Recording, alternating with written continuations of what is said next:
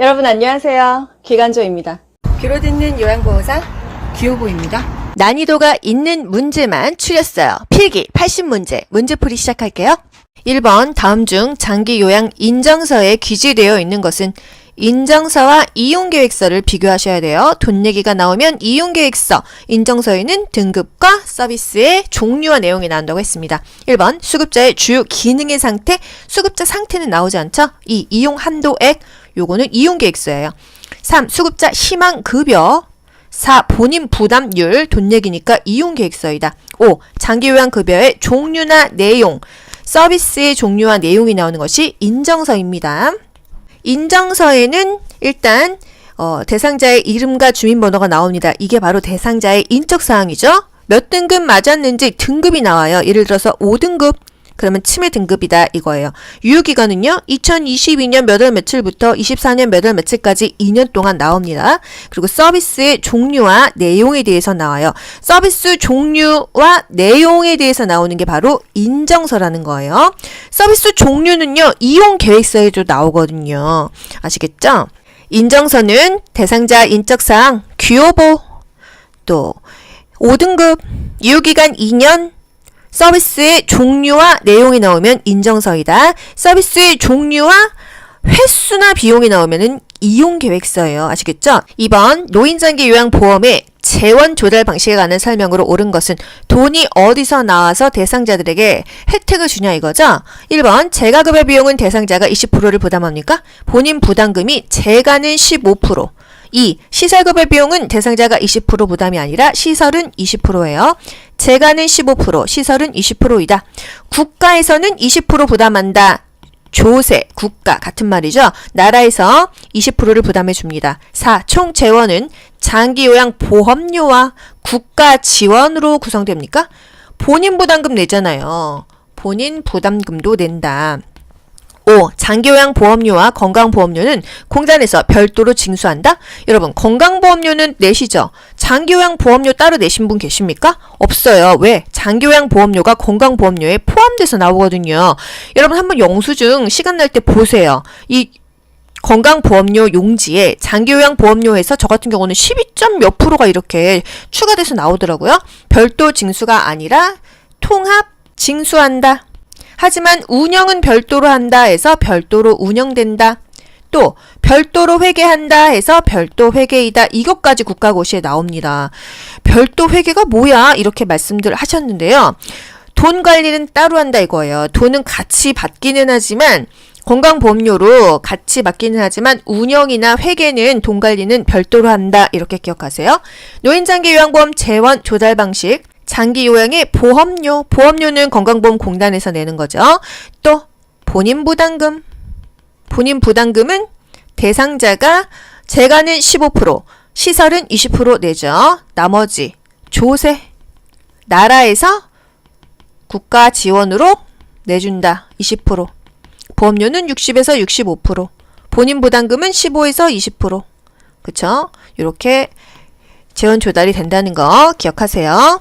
3번 등급 판정 후 대상자가 요양시설 및 재가시설의 장기요양 서비스를 신청할 때 기관에 제출하는 것은 등급을 받았어요. 등급을 받는 게 뭐죠? 인정서였죠. 이거를 시설에 제출해야지 혜택을 받을 수 있겠죠? 1. 건강보험증, 2. 모니터링 기록지, 3. 장기요양 인정서, 4. 장기요양 평가서, 5. 장기요양 이용계획서. 일단 장기요양 인정서를 제출을 해야 됩니다. 등급이 나와 있어야 되니까요. 그리고 필요하다면 이용계획서도 제출을 하기는 해요. 하지만 일단 기관에 인정서를 제출해야 된다는 거. 국민건강보험공단이 수급자에게 인정서와 이용계획서를 주죠. 대상자는 기관에 제출을 하는 거고요. 4번 등급 판정 대상자의 장기 요양 서비스 이용 신청 절차는 일단 등급을 받기 위해서 어떻게 신청하죠? 여러분 가나다라 요런 문제는요. 여기다 번호를 매기시면 됩니다. 일단 서비스 신청 접수 및 방문 상담. 신청하는 거야. 서비스 이용 계약을 체결해. 서비스 제공 계획 수립. 라, 서비스 제공 실시. 마, 모니터링 실시 및 서비스 종료. 아, 모니터링하고 서비스 종료하는 게 맨 마지막이겠구나. 아, 서비스를 먼저 제공하겠구나. 요거는 번호 나오지 않습니까? 일단 신청하려면은요, 신청을 먼저 해야겠죠. 계약 먼저 하나요? 계획 먼저 하나요? 일단 우리 엄마 치매 대상자로 서비스 받으려고 하면은요, 어떤 프로그램 해주실 거예요? 비용은 얼마예요? 계획 먼저 세우고 그 다음에 계약하겠죠? 계획을 먼저 하고 계약을 한다. 계획이 먼저라는 거예요. 플랜 짜고 도장 찍는 거예요. 계약을 한다. 요 순서입니다. 그래서 이렇게 번호 적어놨죠? 그러면 가, 다, 나, 라, 마. 가, 다, 나, 라, 마 이렇게 찾으시면 돼요. 정답 4번입니다. 가나다라마 문제는 이렇게 번호를 매겨서 답을 찾으시면 되겠습니다. 5번 수급자의 등급에 따른 월 한도 금액 본인 부담률이 명시된 것은 부담률, 한도, 금액, 돈 얘기가 나오면 이용계획서라고 했어요. 이용계획서이다. 개인별 장기요양 이용계획서. 표준이란 말이 개인별로 바뀐 거 알고 계시죠? 여러분 요거 한번 보도록 할게요. 이용계획서는 뭐가 나오냐? 일단 이용 한도액이 나옵니다. 재가급여 15%, 시설급여 20%, 이용 한도액이 나와요. 치매 5등급이면 거의 한 100만원 정도가 월 한도액이다. 그 중에서 본인 부담률은 몇 프로이냐? 재가는 15%, 시설은 20%이다. 이렇게 나오고요. 급여의 종류와 횟수가 나옵니다. 서비스의 종류와 횟수가 나와요. 인정서에도 종류가 나왔죠? 인정서에는 어떤 내용이 나오고요. 이 횟수는 돈하고 관련이 있지 않습니까? 그래서 이 횟수, 비용에 대해서는 이용계획서에서 나온다는 거예요. 6번 대상자 및 가족이 장기요양 인정 갱신 신청할 때 신청 기간은 2년 동안 잘 사용했어요. 갱신해야 되죠? 두 가지 숫자가 나옵니다. 90일과 30일이 나와요. 보자고요. 90일과 30일 나온 거 1번밖에 없죠. 등급 판정은 한 달 안에 30일 이내에 나온다. 이의제기는 3달 90일 이내에 해야 된다. 갱신은 90, 30 두 개의 숫자가 나온다는 거예요. 7번 다음 가로 안에 들어갈 맞는 단어는 장기요양 기간이 대상자를 이해하는 데 도움이 되는 자료로서 역할을 하는 뭐뭐는 급여의 종류와 횟수, 이용계획서 딱 나오지 않습니까? 비용이 기재되어 있다. 이용계획서이다. 이렇게 보고 맞추시는 거예요. 그럼 만약에 급여의 종류와 내용 하면은 인정서겠죠? 8번 재가 요양보호 서비스 중 신체활동 지원 서비스는 스킨십이 닿는 것이 신체활동 지원 서비스라 했어요. 1. 취사. 이거는 뭐죠? 일상생활이죠. 2. 세탁. 일상생활 지원 서비스죠. 3. 몸단장. 몸이 닿겠구나. 스킨십이 필요하겠구나. 신체활동 지원 서비스야. 4. 생활상담. 뭔가 정서적인 거죠. 5. 외출 시 통행, 일상 업무의 대행, 요양보호사가 밖에서 하는 거는 개인 활동 지원 서비스였어요. 이런 식으로 맞추시면 됩니다. 신체 하면은 스킨십이 닿는다. 몸단장이다. 표준 서비스에는요, 3가지가 가장 중요합니다. 요양보호사가 집 밖에 있다 하면은요, 활동을 하고 있겠죠? 개인 활동 지원 서비스예요. 집 안에서 집안일 한다 하면은요, 일상적인 생활이죠. 밥하고 빨래하고 청소하는 거요. 일상생활로 보시면 되겠고요. 스킨십이 필요하다. 대상자와 몸끼리 닿아야 된다 하면은 신체 활동 지원 서비스예요. 집 밖에서 하는 거, 대상자와 요양보호사가 함께 나가서 하는 거, 외출 시의 동행입니다. 은행 가고요, 관공서 가고요, 병원 같이 갑니다. 일상 업무를 대행해줘요. 대상자가 못 움직이죠? 요양보호사 혼자서 밖에서 활동해주는 거예요. 처방전 받은 것으로 약 타주기 합니다. 대리 처방은 안 돼요. 은행 가고 물품 구매하고 관공서 이용하는 거, 요양보호사 혼자 왔다 갔다 할 수 있는 거, 일상 업무를 대행해 주는 거예요. 또 생활지원 서비스, 일상적인 생활은요? 밥하고 청소하고 빨래하고 장 보는 것입니다. 아까 물품 구매는 활동 지원 서비스였는데 장 보기는 왜 활동 지원 서비스가 아니죠? 장을 왜 보죠? 밥하려고 장 보죠. 취사에 포함되기 때문에 장 보기만 생활 지원 서비스고요. 일상적인 물품을 구매하는 것은 활동 지원 서비스로 보시면 돼요. 스킨십이 필요한 거, 구강 관리, 양치시키고, 몸단장, 머리 감기기, 세면 도움, 얼굴 씻기기, 식사 돕고, 체위 변경, 목욕 도움, 화장실, 복지용구 이용하는 거 도와주는 거, 관절의 구축 예방. 다 대상자와 요양보호사 몸과 몸이 닿죠? 스킨십이 필요하면 활동 지원 서비스이다. 정서적으로 하는 거 정서 지원, 말벗, 격려, 위로, 상담, 의사소통. 요양보호사가 집 밖에 있다고 하면 활동 지원 서비스, 집 안에서 밥하고 청소하고 빨래하는 거 생활 지원 서비스, 몸과 몸이 닿는다. 스킨십이 필요하면 신체활동 지원 서비스예요. 9번 재가에서 제공하는 일상 생활 지원 서비스에 해당하는 것은 밥하고 빨래하고 청소하는 거죠. 1. 청소 및 주변 정리 요거 맞죠? 2. 말벗하기는 정서 지원 서비스예요. 또 침상 목욕 스킨십이 닿는다? 이거는 신체활동 지원 서비스이다. 옷 갈아입히기도 역시 몸과 몸이 닿죠? 신체활동 지원 서비스이다. 관공서 가기 요양보호사가 집 밖에 있어 활동하는 거죠. 개인 활동 지원 서비스입니다. 10번 노인 장기 요양보험 표준 서비스 중에서 개인 활동 지원 서비스는 요양보호사가 밖에 있어요. 집 밖에 있어요. 외출 시에 동행, 일상 업무에 대행 등이 있었죠. 목욕은요. 스킨십이 닿죠. 신체활동 지원 서비스예요. 2. 함께 은행 가기 집 밖에 가는 거 요거 맞죠. 3. 세탁하기는요. 일상 생활이죠. 또 말벗하기는요. 정서 지원 서비스. 식사 도움 역시 신체죠. 스킨십이 필요하니까요. 그래서 집 밖으로 돌아다니는 거 개인 활동 지원 서비스가 되겠습니다. 장기 요양 인정 신청 및 판정 절차에 대한 설명으로 옳은 것은 1. 장기 요양 인정 유효 기간은 최소 1년 이상이다. 2년 이상이라고 했습니다. 2. 등급 판정은 신청서를 제출한 날로부터 30일 이내로 완료한다. 맞는 것 같죠? 3. 공단 소속 직원이 장기 요양 등급을 최종 판정한다. 최종 판정하는 것은 직원이 아니라 등급판정위원회였어요. 등급판정위원회. 4. 공단은 조사 결과서를 장기요양위원회에 제출합니까? 등급판정위원회에 제출했어요. 또 5. 65세 미만 노인성 질병 대상자는 의사소견서를 제출하지 않습니까? 의사나 한의사가 발급하는 의사소견서를 제출합니다. 정답 뭐죠? 등급판정은 신청서를 제출한 날로부터 30일 이내에 완료한다. 2번 대상자를 하루 중 일정 시간 동안 보호하여 신체활동 지원 등을 제공하는 장기 요양급여는 사실 일정 시간 하면 딱 나왔어요. 뭐죠? 주야간 보호죠? 글씨도 크게 되어 있네요. 일정 시간 하면 주야간 보호고요. 일정 기간 하면은 단기 보호예요. 3번 장기요양급여 중 재가급여 설명으로 바르게 연결된 것은 1. 수급자의 가정 등을 방문하여 목욕을 제공한다? 방문 목욕이죠. 2. 수급자를 방문하여 신체활동 및 가사활동을 지원한다? 방문 요양이에요. 3. 장기요양 기간에 장기간 입소해서 보호한다. 기간에 입소하는 거 뭐죠? 시설급여죠. 시설급여. 시설로 들어가는 거라서 시설급여이다. 4. 일상생활 신체활동 지원에 필요한 용구를 제공한다. 복지용구 대여하는 거잖아요. 그죠? 기타 재가급여.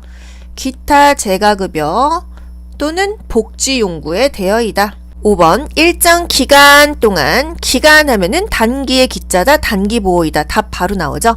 장기요양기간에 보호해서 신체활동을 지원한다. 일정 기간 보호하는 건 단기보호고요. 일정 시간 보호하는 건 뭐죠? 주야간 보호였어요. 4번 수급자의 일상생활 신체활동 지원에 필요한 복지용구를 제공하는 장기요양 급여는 뭐냐? 복지용구 제공하는 거 기타 재가급여였죠. 장기요양급여의 세 가지 뭐 있죠? 재가급여, 시설급여, 특별 현금급여가 있습니다. 재가급여의 종류 뭐 있죠? 방문 목욕, 방문 간호, 주야간 보호, 단기 보호, 기타 재가급여, 그 밖에 복지용구에 대해 방문 간호가 있었어요. 방문 간호는 급여에는 포함되지만 노인복지시설에는 포함이 되지 않는다. 그래서 복지용구 하면은 기타 재가급여이다. 5번 일상생활에서 상당 부분 다른 사람의 도움이 필요하고 장기요양 인정 75점인 대상자에게 해당되는 등급은 여러분 이거 뭐 기억하셔야 돼요? 이상하죠? 해서의 상자 바로 2등급 나옵니다. 요거 어떻게 하죠? 75점은요? 여러분 요거 볼게요. 1등급은요. 전 일진입니다. 전적으로 도움이 필요한 사람이라고 했습니다. 제가 길을 가고 있는데 앞에 있는 남자가 키가 엄청 큰 거예요. 그래서 제가 물어봤죠. 실례하지만 키가 몇 cm세요? 195cm입니다. 1등급은요. 95점 이상입니다. 발 사이즈는요. 275mm입니다. 2등급은요. 75점 이상이죠? 이상하죠? 상당 부분 도움이 필요한 사람이에요. 공을 들고 있었죠. 공의 각도는 했더니 360도 했어요. 3등급은 60점 이상입니다. 제게 3분만 시간을 주세요. 제가 이렇게 암기시켜 드렸었는데요. 3등급은요. 3분만 부분적으로 도움이 필요한 사람입니다. 4등급은요. 전화번호 좀 알려주세요. 451에 545입니다. 했죠? 451에 545입니다. 이렇게 등급 점수를 외웠었어요. 그래서 상당 부분 도움이 필요하다. 전 일진입니다. 이상하죠? 2등급이구나 알 수 있고 75점이면 275mm 이렇게 해서 2등급을 알 수 있는 거예요. 아시겠죠? 45점 미만이라고 하면은 인지 지원 등급이라는 거. 장기 요양 유효 기간은요? 최소 2년 이상이다. 1등급은 4년마다, 2, 3, 4등급은 3년마다, 5등급은 2년마다이다. 그래서 2년마다입니다. 판정은요, 신청서 제출일로부터 30일 전까지라고 했고요. 갱신은 90일 전부터 30일 전까지 2개의 날짜가 나온다. 통보일로부터 90일 이내에 이의 제기를 할 수가 있다는 거예요. 6번 장기요양급여 중 시설급여의 장점에 해당하는 것은 1. 개인중심 생활을 할 수 있다. 이거는 재가급여의 장점이 되겠습니다. 2. 재가급여보다 본인 부담금이 저렴해요. 재가급여는 15%, 시설은요 20%예요. 더 비싸다. 3. 사생활이 존중됩니까? 이거는 재가급여의 장점이죠. 4. 종합적인 서비스를 받을 수 있다. 시설로 가면 의료진도 있기 때문에 간호사도 있기 때문에 종합적인 서비스를 받을 수가 있다. 5. 친숙한 환경에서 지낼 수 있다. 요거는 시설급여가 아니라 재가급여의 장점이 되겠습니다. 7번 노인장기 요양보험 제도에 대한 설명 중 옳은 것은 1. 보험자는 시군구이다. 보험자가 누구죠? 돈을 받고 어떤 일이 있을 때 그 돈을 내어주는 사람이에요. 우리가 돈을 어디다 내죠? 국민건강보험공단. 국민건강보험공단에다 돈을 냅니다. 그렇기 때문에 보험자는 국민건강보험공단이다. 가입자는요? 피보험자는요? 우리예요. 국민이에요. 2. 등급은 방문 조사자가 판정합니까? 사회복지사 간호사가 방문하는데 이 사람들이 판정하는 게 아니고요.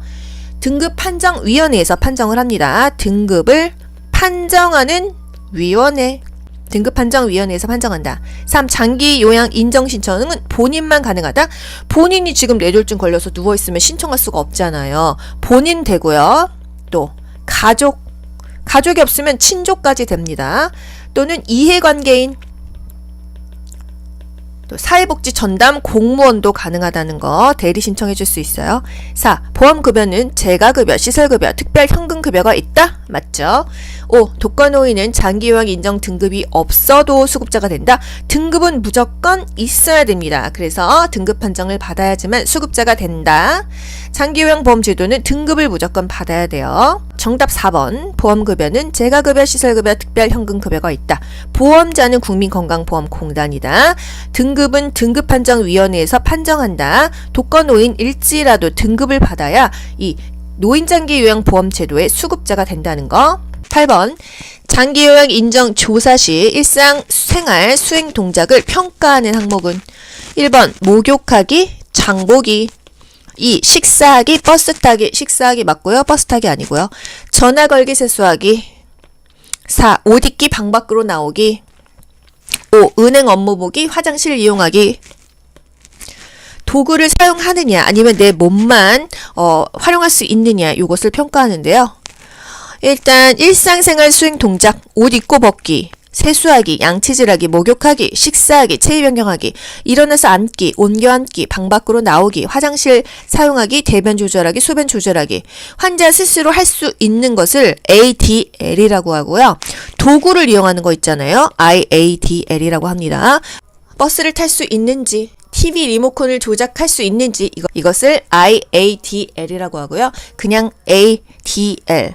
Activities of Daily Living. 일상생활에서 activities, 움직일 수 있느냐. 그래서 스스로 할 수 있는 것과 도구를 사용하는 것으로 평가를 합니다. 근데 여기서는 일상생활을 물어봤죠?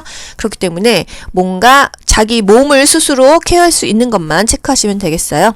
목욕하기, 식사하기, 세수하기, 옷 입기, 방 밖으로 나오기, 화장실 이용하기 정도가 되겠습니다.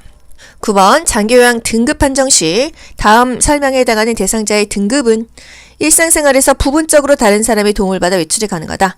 제게 3분만 시간을 주세요. 3등급 딱 나오죠. 장기요양 인정 점수가 65점이자 공의 각도는 했을 때 360도입니다 했었죠. 60점 이상이면은 되는데 65점이에요. 2등급은요? 이상하죠. 상당 부분 도움이 필요하고 275mm 75점 이상이었으니까 65점이야. 그러면 이거는 3등급이야. 이렇게 할 수가 있겠죠? 여러분 보자고요. 1등급, 2등급, 3등급, 4등급, 5등급 그리고 등급 외가 있고요. 인지지원 등급이 있어요. 45점 미만이라고 한다면 인지지원 등급이었죠. 1등급은요. 전일진입니다. 전적으로 도움이 필요한 사람 이상하죠? 상당 부분 도움이 필요한 사람이에요. 제게 3분만 시간을 주세요. 부분적으로 도움이 필요한 사람이에요. 사정이 있거든요. 일정 부분 사정이 있거든요. 일정 부분 도움이 필요한 사람이 되겠습니다.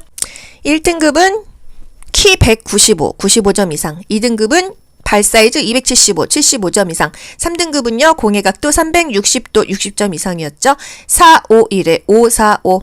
그래서 요 사이에 있는 것은 요렇게, 요 사이 점수, 뭐 65점. 그러면 3등급이 되겠죠. 그러면 80, 90은요, 2등급이 되는 거예요. 요런 식으로 맞추시면 되겠습니다. 10번, 등급 판정 대상자의 장기 요양 인정, 최소 유효기간은 2년이라고 있어요. 1등급 대상자가 2년 후에 또 1등급이 나왔어요. 동일한 등급이 나왔다면 그 다음에는 4년마다, 2년이 아니라 4년마다 하면 되고요. 2등급, 3등급, 4등급자가 2년 후에 등급을 맡았는데 똑같이 2, 3, 4등급이 나왔다고 한다면 동일한 등급이라면 3년 후에 하면 됩니다. 5등급 대상자는 2년마다 하는 거예요. 그래서 최소 2년마다 한다. 그래서 최소 유효기간이 2년마다입니다. 다음 보기에 해당하는 요양보호사의 역할은, 요양보호사의 역할 물어봤어요. 서술어 먼저 볼게요. 전달한다. 요것만 봐도 답은 딱 나오죠? 정보 전달자의 역할이다. 대상자의 신체적이고 심리적인 것에 대한 정보를 누구와 공유하죠? 가족, 의료진, 시설장에게 전달을 하고 의료진의 지시를 다시 대상자에게 전달해 주는 거. 중간에서 이쪽 저쪽 정보를 전달해 주는 역할이 요양보호사의 역할이 되겠습니다. 숙련된 수발자, 숙련된 서비스를 지원하는 거죠. 정보 전달자, 대상자의 신체적인 상태, 심리적인 상태를 가족, 시설장, 관리 책임자, 간호사, 의료기관, 의료진에게 정보를 전달하는 정보 전달자의 역할. 또 관찰자는요, 관찰해요. 변화를 살피죠. 변화를 확인하죠. 그렇게 한 다음에 살피고 나서 전달하는 거죠. 또 말벗과 상담자의 역할, 관계를 형성하고 대상자의 안위를 도모합니다. 동기 유발자, 아유 잘하시네요. 이렇게 대상자 스스로 신체 활동을 하도록 격려하는 거죠. 능력을 최대한 발휘하도록 동기를 유발하고 지지해주는 게 동기 유발자가 되겠어요. 옹호자, 편들어주고 지지해주고 지켜주는 게 옹호자의 역할입니다. 요양보호사는 대상자에게 숙련된 수발자, 정보의 전달자, 관찰자, 말벗과 상담자, 동기 유발자, 옹호자의 역할을 한다. 2번, 등급 판정 기준에 따라 1차 판정 결과를 심의하여 장기 요양 등급을 최종 판정하는 기구는, 여러분 등급 최종 판정하는 기구 뭐죠? 등급 판정위원회. 이 정도는 딱 알고 계시죠? 장기 요양 인정이나 등급 판정을 위한 심의 기구예요. 어디에 설치됐죠? 시, 군, 구에 설치했죠. 등급을 최종 판정하는 기구는 등급판정위원회이다. 3번, 일상생활에서 전적으로 다른 사람의 도움이 필요한 자로 등급 물어봤죠. 여러분 요것만 봐도 사실 딱 나옵니다. 기호부 들으신 분들은 알죠? 전일진입니다. 1등급이에요. 그쵸? 종일 침대에서 움직일 수 없는 상태로 장기 요양 인정 점수가 96점인 대상자의 등급은, 키는 195cm입니다. 1등급은 95점 이상이면 됐는데 96점이니까 1등급입니다. 여러분 그럼 요것도 뭐 기억하셔야 되죠? 전일진입니다. 전적으로 도움이 필요한 사람은요? 1등급이에요. 이상하죠? 이상하죠? 상당 부분 도움이 필요한 사람은 2등급이에요. 3분만 시간을 주세요. 부분적으로 도움이 필요한 사람은요? 3등급이죠. 제게 사정이 있거든요. 사정이 있거든요. 일정 부분 도움이 필요한 사람은 4등급입니다. 일단 요걸로 등급을 알 수가 있고요. 제가 길을 걷고 있는데 앞에 있는 남자가 키가 엄청 크더라고요. 저 실례하지만 키가 몇 cm세요? 저 195cm입니다. 1등급은요. 95점 이상입니다. 발 사이즈도 굉장히 크신데 발은요? 275mm입니다. 2등급은요. 75점 이상이에요. 공 들고 계시는데 이 농구공의 각도는요. 360도입니다. 3등급은요. 60점 이상입니다. 이거예요. 여러분 1, 2, 3등급 다 외우셨죠? 195, 1등급은 95점 이상이다. 275, 2등급은 75점 이상이다. 360도, 3등급은 60점 이상이다. 여기까지 외웠습니다. 그래서 이런 문제를 다 맞추실 수가 있는 거예요. 맞춰보세요. 부분적으로 도움이 필요하며 60점 이상이다 하면은요. 부분적으로 제게 3분만 시간을 주세요 해서 3등급이죠. 그리고 60점 이상이면은 3등급이에요. 이렇게 맞추시고요. 전화번호 좀 가르쳐 주세요. 451에 545입니다. 4등급은 51점 이상, 5등급은 45점 이상입니다. 이거예요. 5등급은 거의 다 치매예요. 45점 미만인 거, 다 이상인데 하나 미만인 거 인지지원 등급이라는 거예요. 4번 치매, 중풍 등 노인성 질환 등으로 심신에 상당한 장애가 발생해서 도움을 필요로 하는 노인을 입소시켜 급식 요양을 제공하는 노인 의료복지시설은 물어봤습니다. 의료복지시설은 두 가지를 딱 기억을 하셔야 돼요. 의료복지시설에는요, 노인 요양이란 말이 들어가죠. 노인이 간다, 요양하러 간다 해서 노인 요양 시설, 노인 요양 공생, 공동생활 가정 두 가지가 있다 이거예요. 입소자가 9명 이내인 공생은요, 어느 정도 건강한 사람들이 갑니다. 일상적인 생활을 할 수 있도록 그 집처럼 환경을 꾸며주는 거예요. 그래서 9명만 받고요. 또 어딘가 좀 더 불편합니다. 그렇게 되면은 의료진이 있어야겠죠? 그래서 시설로 가는 거예요. 입소자가 10명 이상인 경우에는 시설로 가고요. 입소자가 9명 이내이고 뭔가 조금 더 건강하신 분들이 공생, 공동생활 가정으로 가는 거예요. 이 문제에서는 상당한 장애가 발생해서 도움이 필요하다고 했죠? 급식 요양, 밥도 먹을 수가 있다 한다면은 노인 요양 시설이 되겠습니다. 여기서는 노인 요양 시설밖에 없잖아요. 노인 공동생활 가정 그럴듯한데 요양자가 빠졌잖아요. 그죠? 무조건 노인 요양 요 네 글자가 들어가는 게 의료복지시설이에요. 그래서 노인 요양 시설, 노인 요양, 공생, 공동생활 가정 요거 두 가지가 의료복지시설입니다. 5번 노인 복지시설 유형으로 바르게 연결된 것은 노인 요양 공동생활 가정. 금방 했었는데 그쵸? 노인 요양 공생은 뭐라고 했죠? 노인 의료복지시설이라고 했어요. 단기보호는 뭐였죠? 재가노인 복지시설이었죠. 대가노인 복지시설. 또 노인 복지관, 이건 잘 모르겠어. 복지관은 건강한 사람들이 가겠죠? 노인이 여가를 복지하는 시설입니다. 요거 맞다. 4번 양로시설. 양로시설은 거기서 먹고 자고 하는 거죠. 노인 주거복지시설입니다. 노인 주거복지시설. 또 경로당은 건강하신 분들이 가죠. 노인 여가복지시설이에요. 여가복지시설. 그래서 정답은 여가복지시설은 노인복지관이다. 노인복지시설에는 세 가지가 있다. 주거복지시설, 의료복지시설, 여가복지시설. 일단 주거복지시설은 거기서 먹고 자고 주거하는 거죠. 양로원, 양로시설, 노인 공동생활가정, 공생, 노인 복지주택이 있다. 양로원, 공생, 주택이 주거복지시설이라는 거. 노인 의료복지시설은요, 노인 요양시설, 노인 요양, 공생, 공동생활가정이다. 두 가지죠. 여가복지시설, 건강하신 노인분들이 여가를 위한 시설이에요. 취미생활할 수 있는 노인복지관, 또 경로당, 노인교실 등이 있다. 6번 노인을 입소시켜 급식과 그 밖의 일상생활에 필요한 편의를 제공하는 노인 주거복지시설은 노인 주거복지시설 뭐 있었죠? 양로시설, 공생, 주택 있었죠? 1번 양로시설 답딱 나왔네요. 노인 요양시설은요? 노인 요양시설은 의료복지시설이었어요. 또 노인 요양, 여긴 요양자가 없죠? 공동생활 가정 역시도 의료였다. 노인 복지주택, 주택은 노인 주거복지시설이었어요. 노인 복지관, 건강한 사람들이 가는 거였잖아요. 취미생활, 노인 여가복지시설이었다는 거예요. 여가복지시설, 주거복지시설, 또 의료복지시설, 양로시설이 노인 주거복지시설이다. 양로시설, 공생, 노인복지주택, 요게 주거복지시설이라는 거. 7번 다음 사회복지 분야 중 공적 부조에 해당하는 것은 공적 부조가 뭐죠? 공공의 부조입니다. 공공부조예요. 뭔가 공공으로 부조해준다. 부조가 뭐죠? 돈을 보태준다 이거예요. 일반인이 아닙니다. 빈곤층에게 해당되는 내용이 공공부조, 공적 부조예요. 딱 보자고요. 건강보험, 연금보험, 노인장기 요양보험제도, 기초생활보장제도, 산재보험. 가난한 사람들, 빈곤층에게 해당하는 것은요, 기초생활보장제도가 되겠어요. 사회복지의 분야에는 공공부조, 사회보험, 사회서비스가 있다. 공공부조는 빈곤층을 대상으로 한다는 거예요. 국민기초생활보장제도 요거 하나만 기억할게요. 기초생활보장제도. 국민이 돈이 없어도 기초적인 생활을 할 수 있도록 보장해 주는 게 바로 공공부조, 기초생활보장제도입니다. 사회보험에는 5가지가 있어요. 국산, 건고노, 국산, 건고노, 사회보험 있습니다. 국민연금, 산업재해보상보험, 건강보험, 고용보험, 노인장기 요양보험, 요거는 직장 다니면 강제로 다 뛰어가는 돈이잖아요. 이게 사회보험이에요. 강제로 뛰어가기 때문에 사회적인 보험이다. 공공부조, 빈곤층을 대상으로 한다. 사회보험, 국산, 건고노가 있다. 사회서비스는요, 특정인이 대상입니다. 가난한 사람들 주는 거 빈곤층 대상은 공공부조였죠. 특정인은 사회서비스인데요. 어떤 특정인?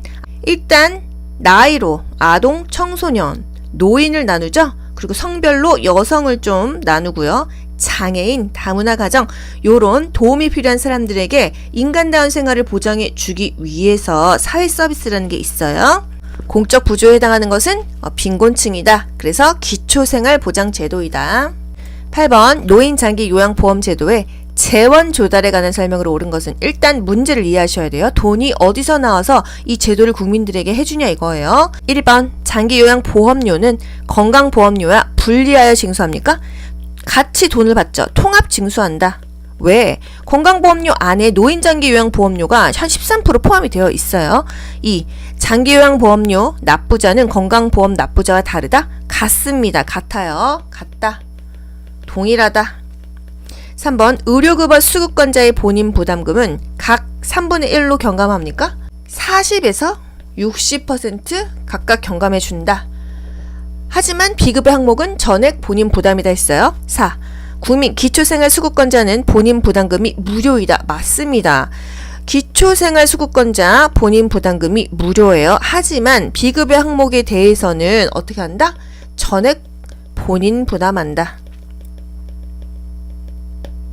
9번 장기요양 일반 대상자의 급여 비용 납부에 관한 설명으로 옳은 것은 1. 방문 요양 서비스는 본인이 20%를 부담해요. 방문 요양은 재가급여죠. 재가는 15%를 부담합니다.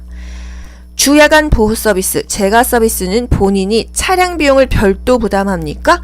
그냥 그 낸 돈에서 차가 와서 데려다 주고 데리고 가고 하잖아요. 그쵸? 차량 비용을 별도로 부담하지 않고 15%만 부담을 한다. 3.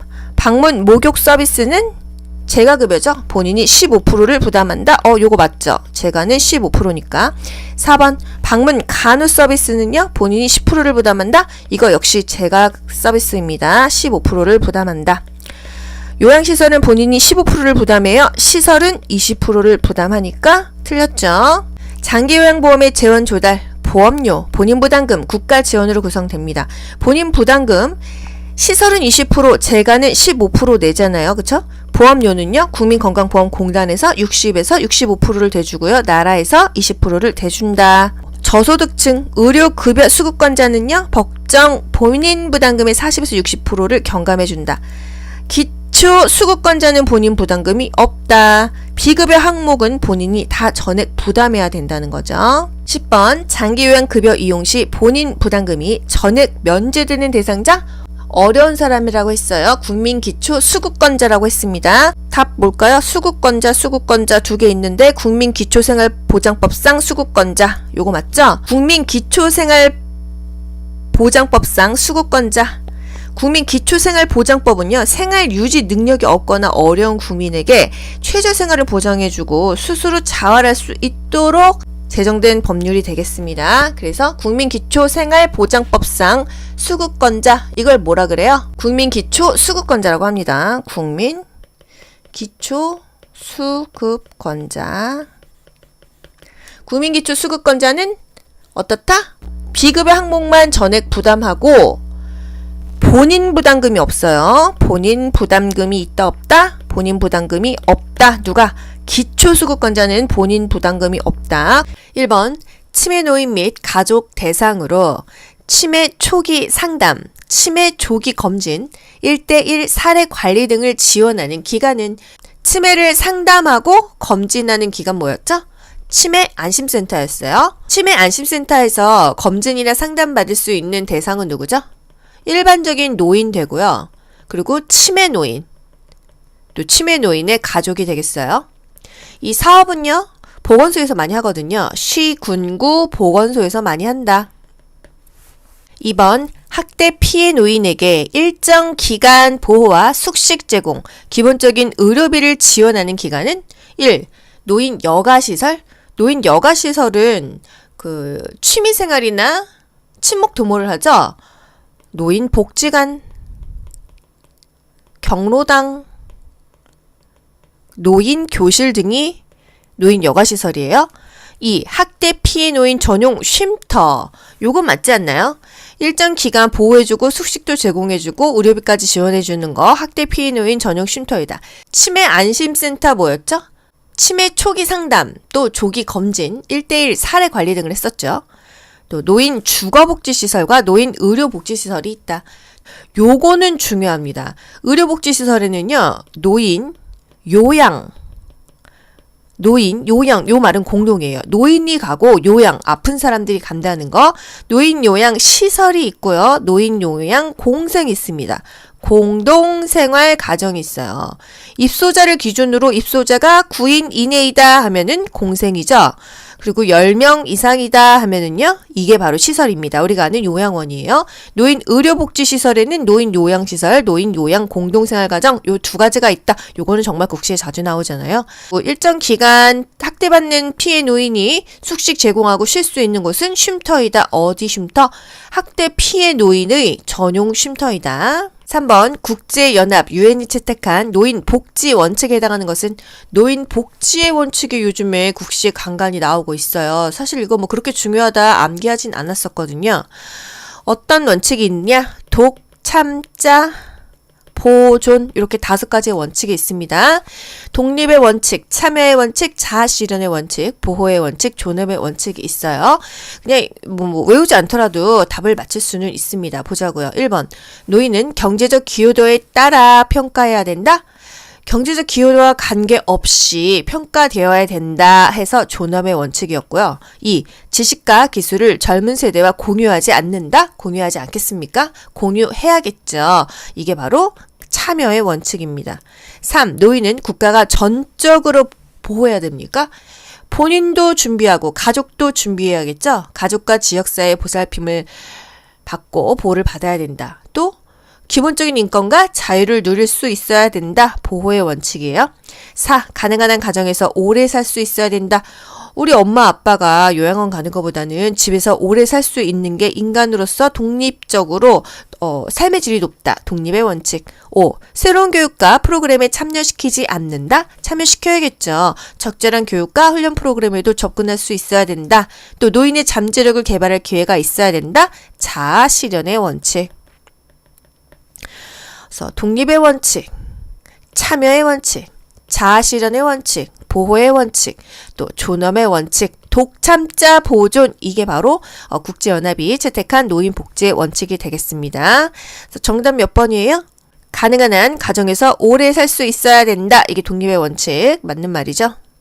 요 페이지 필요하신 분들 보세요. 일할 기회를 갖거나 소득이 있어야 된다. 돈이 있으면 가정에서 오래 살 수 있으니까 독립의 원칙이다. 또 젊은 세대와 사회활동이나 지식, 기술을 공유해야 된다. 참여의 원칙이에요. 돈을 벌지 않아도 자원봉사라도 해야 된다. 자아실현의 원칙, 여가 서비스를 이용할 수 있어야 된다. 잠재력을 개발할 기회가 있어야 된다. 또 인권과 자유를 누릴 수 있어야 되고 보호를 받아야 된다. 보호의 원칙이죠. 학대로부터 자유로워야 된다. 인간의 존엄성이 있어야 된다는 거죠. 공정한 대우를 받아야 된다. 경제적인 기여가 없어도 존엄하게 대우받아야 된다. 돈 안 번다고 무시당하면 안 된다 이거예요. 4번 장기요양급여 중 재가급여의 장점은 재가급여 있을 제 집가, 집에서 받는 서비스죠? 뭐 있어요? 방문 요양, 방문 간호, 방문 목욕, 주야간 보호, 단기 보호, 기타 복지용구 대여 있었잖아요. 장점은 뭐예요? 내 집에서 받는 거예요. 가족이 선호하는 서비스가 제공된다? 대상자가 선호하는 서비스를 제공해야겠죠. 응급상황에서 신속하게 대응할 수가 없어요. 왜? 집에서 받으니까. 병원이 아니니까요. 3. 평소 친숙한 환경에서 서비스가 제공된다. 요거는 장점이죠. 우리 집에서 받으니까 내 마음이 안정되고 뭔가 환경이 친숙하다. 4. 종합적인 재활치료 서비스가 제공될 수 있다. 이건 병원에서 받을 수 있겠죠. 또는 시설에서 받을 수가 있습니다. 시설급여. 5. 건강검진을 통해서 질병을 조기에 발견할 수 있다. 집이잖아요. 안 됩니다. 그래서 평소 생활 공간인 건 장점이에요. 친숙한 환경이라는 거. 사생활이 존중되죠. 개인 중심 생활이 됩니다. 하지만 단점은요. 서비스가 단편적으로 진행될 수 있고요. 긴급한 상황에서는 신속한 대응이 어려울 수 있다. 여러분 상식대로 푸시면 됩니다. 달달 암기하지는 않으셔도 돼요. 5번 다음 중 노인 의료복지시설 유형에 해당하는 것은 노인 의료복지시설 아까 뭐 있었다고 했죠? 1번 양로시설, 2 노인복지관, 3 노인복지주택, 4 경로당, 5 노인 요양시설. 노인 그리고 요양이란 말이 들어가야 된다 그랬어요. 그래서 입소자가 10명 이상이다 하면은 노인 요양 시설이고요.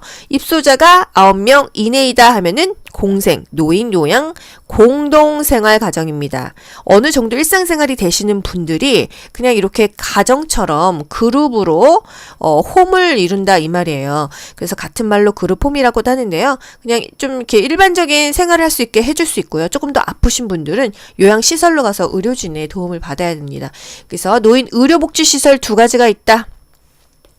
입소자가 10명 이상이라면 노인 요양시설, 9명 이내라고 한다면 공생, 노인 요양 공동생활 가정이다. 요거는 정말 국가고시에 자주 나오잖아요. 6번 요양 대상자 5에서 9명이 공동생활한다 하면 뭐예요, 여러분? 딱 공생 나오죠? 노인 요양 공동생활 가정. 근데 여기 요양이란 말이 없어. 그럼 이거 아니네. 노인 요양 공동생활 가정 요렇게 나옵니다. 아시겠죠?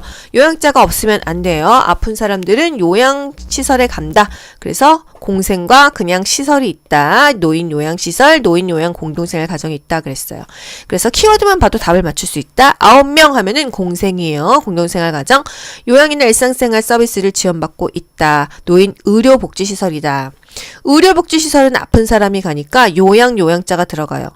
노인만 받으니까 노인 요양이 들어가는 거예요.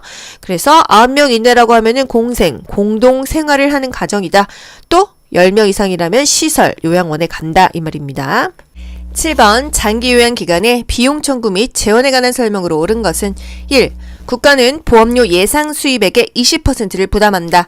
우리 배웠잖아요. 국가 조세로 20%, 그리고 재가급여는 15%, 시설급여는 20%를 본인 부담금으로 낸다. 20%를. 그리고 나머지가 보험료. 공단에서 나머지 60에서 65%를 내준다고 했었어요.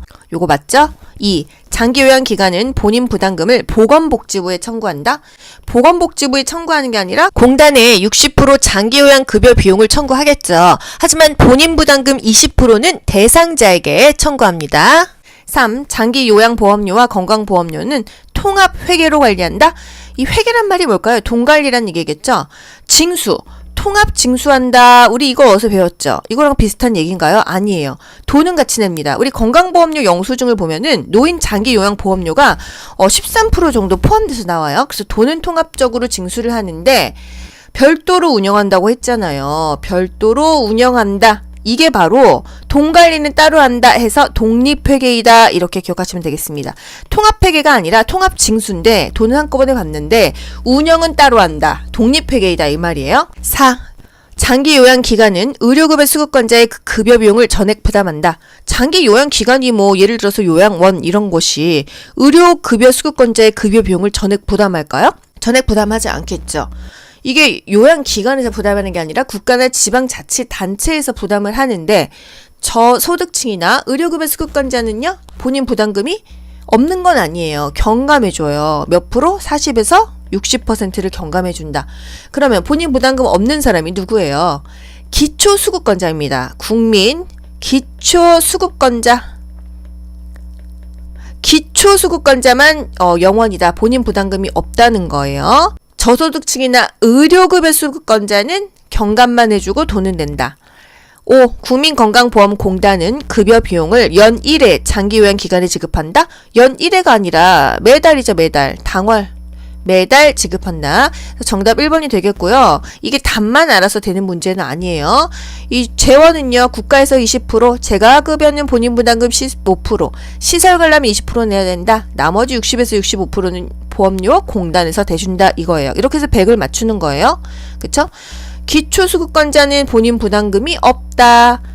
또 40에서 60% 경감해주는 사람들은 저소득층, 의료급여 수급권자이다라는 거. 8번 장기요양 등급 판정 대상자에게 발급하는 장기요양 인정서에 포함되는 내용. 인정서와 이용계획서가 있습니다. 그쵸? 인정서, 이용계획서. 인정서에는 등급이 나온다고 했어요. 이용계획서는 돈 얘기가 나온다고 했습니다. 일단 인정서에 포함되는 내용이요. 1. 본인 부담금. 돈 얘기가 나왔네. 2. 재가급여의 한도액 돈 얘기네. 3. 장기요양 급여의 종류, 서비스의 종류. 4. 장기요양의 이용계획.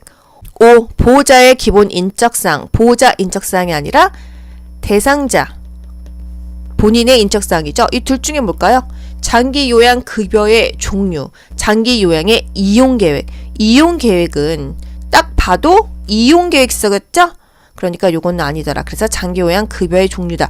이렇게 보기만 보고도 맞힐 수는 있고요. 인정서와 이용계획서를 비교할게요. 개인별 장기요양 이용계획서로 바뀌었죠. 표준이란 말이 아닙니다. 일단 등급이 나오고 유효기간, 그 서비스의 종류와 내용이 나온다. 5등급 치매이다. 이용계획서는요. 이 월 서비스 급여의 한도액, 또 본인 부담률, 이 서비스의 종류와 횟수, 비용에 대해서 나온다 이거예요. 표준장기요양 이용계획서와 인정서는 공단이 이 수급자에게, 대상자에게 제공을 하는 거예요. 9번. 다음 중 장기요양 급여 대상자로 인정받을 수 있는 대상은 요거 국가고시 정말 자주 나오죠? 여러분 요거 어떻게 맞춰요? 65세 이상과 65세 미만으로 나뉩니다. 나이는 65세 이상, 미만 둘 다 된다. 그런데 65세 이상이면은요, 질병명에 상관이 없고 65세 이하라고 하면은요, 노인성 질병이어야 돼요. 그죠? 치매, 뇌졸중, 파킨슨 이런 노인성 질병이어야 됩니다. 둘 다 일상생활이 불편하고 거동이 잘 안 돼야 되는 거는 공통이에요. 아시겠죠? 1. 뇌출혈로 쓰러져 노인성 질환이야. 병원에 있는 70세 나이도 많어 하고 혹하고 맞지라고 하시면 안 됩니다. 왜? 병원에 있으면 이미 건강보험 혜택 받고 있죠? 이중 혜택이 안 돼요. 장기요양 급여 대상자도 혜택을 받는 거기 때문에 이거 안 된다. 2. 당뇨병을 앓고 있는 80세 여성 당뇨병 일단 노인성 질환 아니고 불편하단 말 없죠? 그러면 아니에요. 3. 혈관성 치매로 노인성 질환이야. 거동이 불편은 맞네. 50세 여성 나이를 보지 않는다. 이게 바로 대상자가 됩니다. 4. 기초생활수급자로 관절염이 있는 70세 남성. 관절염이 있다고 했지 이게 뭐 움직일 수 없다, 거동 불편하다라는 말은 없기 때문에 아닌 거예요. 5. 난청이 있고 일상생활이 가능한 90세 노인. 난청은 상관이 없고요. 일상생활이 가능하면요 100세도 안 된다라는 거예요. 아시겠죠? 장기요양 급여의 대상자 확실하게 알고 가셔야 돼요. 거동이 불편하고 일상생활이 어려운 건 공통이고요. 65세 이상은 질병명을 보지 않습니다. 65세 미만이라면 노인성 질환인지를 보는 거예요. 치매, 파킨슨, 뇌졸중 중에서 막히면 뇌경색, 터지면 뇌출혈이죠. 거동 불편한 건 똑같아야 된다. 입원 중이라면 안 된다. 이중 혜택이 되니까. 이중 혜택은 안 된다. 퇴원 후에는 가능하다. 뇌경색으로 일상생활이 어려운 50세 남자. 나이가 어려도 된다. 뇌경색이면 노인성 질환이고 일상생활이 어렵기 때문이에요. 아시겠죠 여러분? 뇌경색으로 거동 불편한 50대 여성 되죠. 파킨슨으로 거동 불편한 40대 여성 되죠. 교통사고로 신체활동이 어려운 67세 여성. 노인성 질환은 아니지만 65세 넘으면 오케이. 결핵으로 신체활동이 어려운 70세 남성. 결핵은 노인성 질환은 아니지만 신체활동이 어렵고 70세라고 하니까 65세가 넘었으니까 된다. 요렇게 대상자를 알 수가 있습니다. 65세 이상이라면 질병명에 상관이 없다. 65세 미만이라면 노인성 질환이어야 된다. 둘 다 공통적인 사항은 거동이 불편하고 일상생활이 어려워야 된다. 병원에 입원 중이라면 안 된다. 이겁니다. 10번 장기 요양 인정 절차이다. 가로 안에 들어갈 단계는 일단 신청을 합니다. 어디다 신청하죠? 가까운 국민건강보험공단에다가 우리가 가서 신청을 하면 돼요. 그러면 거기서 직원이 집으로 방문을 합니다. 방문 조사를 해요. 52개 항목에 대해서 테스트를 하고요. 1차 판정을 하고 의사소견서 제출하세요 하잖아요. 그리고 나서 자기네끼리 뭐를 하고 등급을 줍니다. 뭘 할까요? 목표 설정, 사례조사, 등급판정위원회 개최, 건강상태평가, 서비스 제공 계획의 수립. 등급을 판정하기 위해서 등급판정위원회를 개최하는 거예요. 그래서 여기서 최종 등급을 판정해 주죠. 그래서 등급이 나옵니다. 1, 2, 3, 4, 5등급 인지지원 등급, 그리고 등급 외로 또 등급은 없어도 복지 혜택을 받을 수 있도록 해주고 있어요. 장기요양 인정 절차 첫 번째, 국민건강보험공단에 신청한다. 직원이 방문한다. 보통 사회복지사나 간호사가 많이 옵니다. 1차 판정하고 의사소견서를 제출하게 되면은 등급판정위원회를 개최해서 최종 등급이 나온다. 이 등급이 나오는 게 뭐죠? 인정서입니다. 수급자에게 주는 거예요. 등급판정위원회를 개최한다.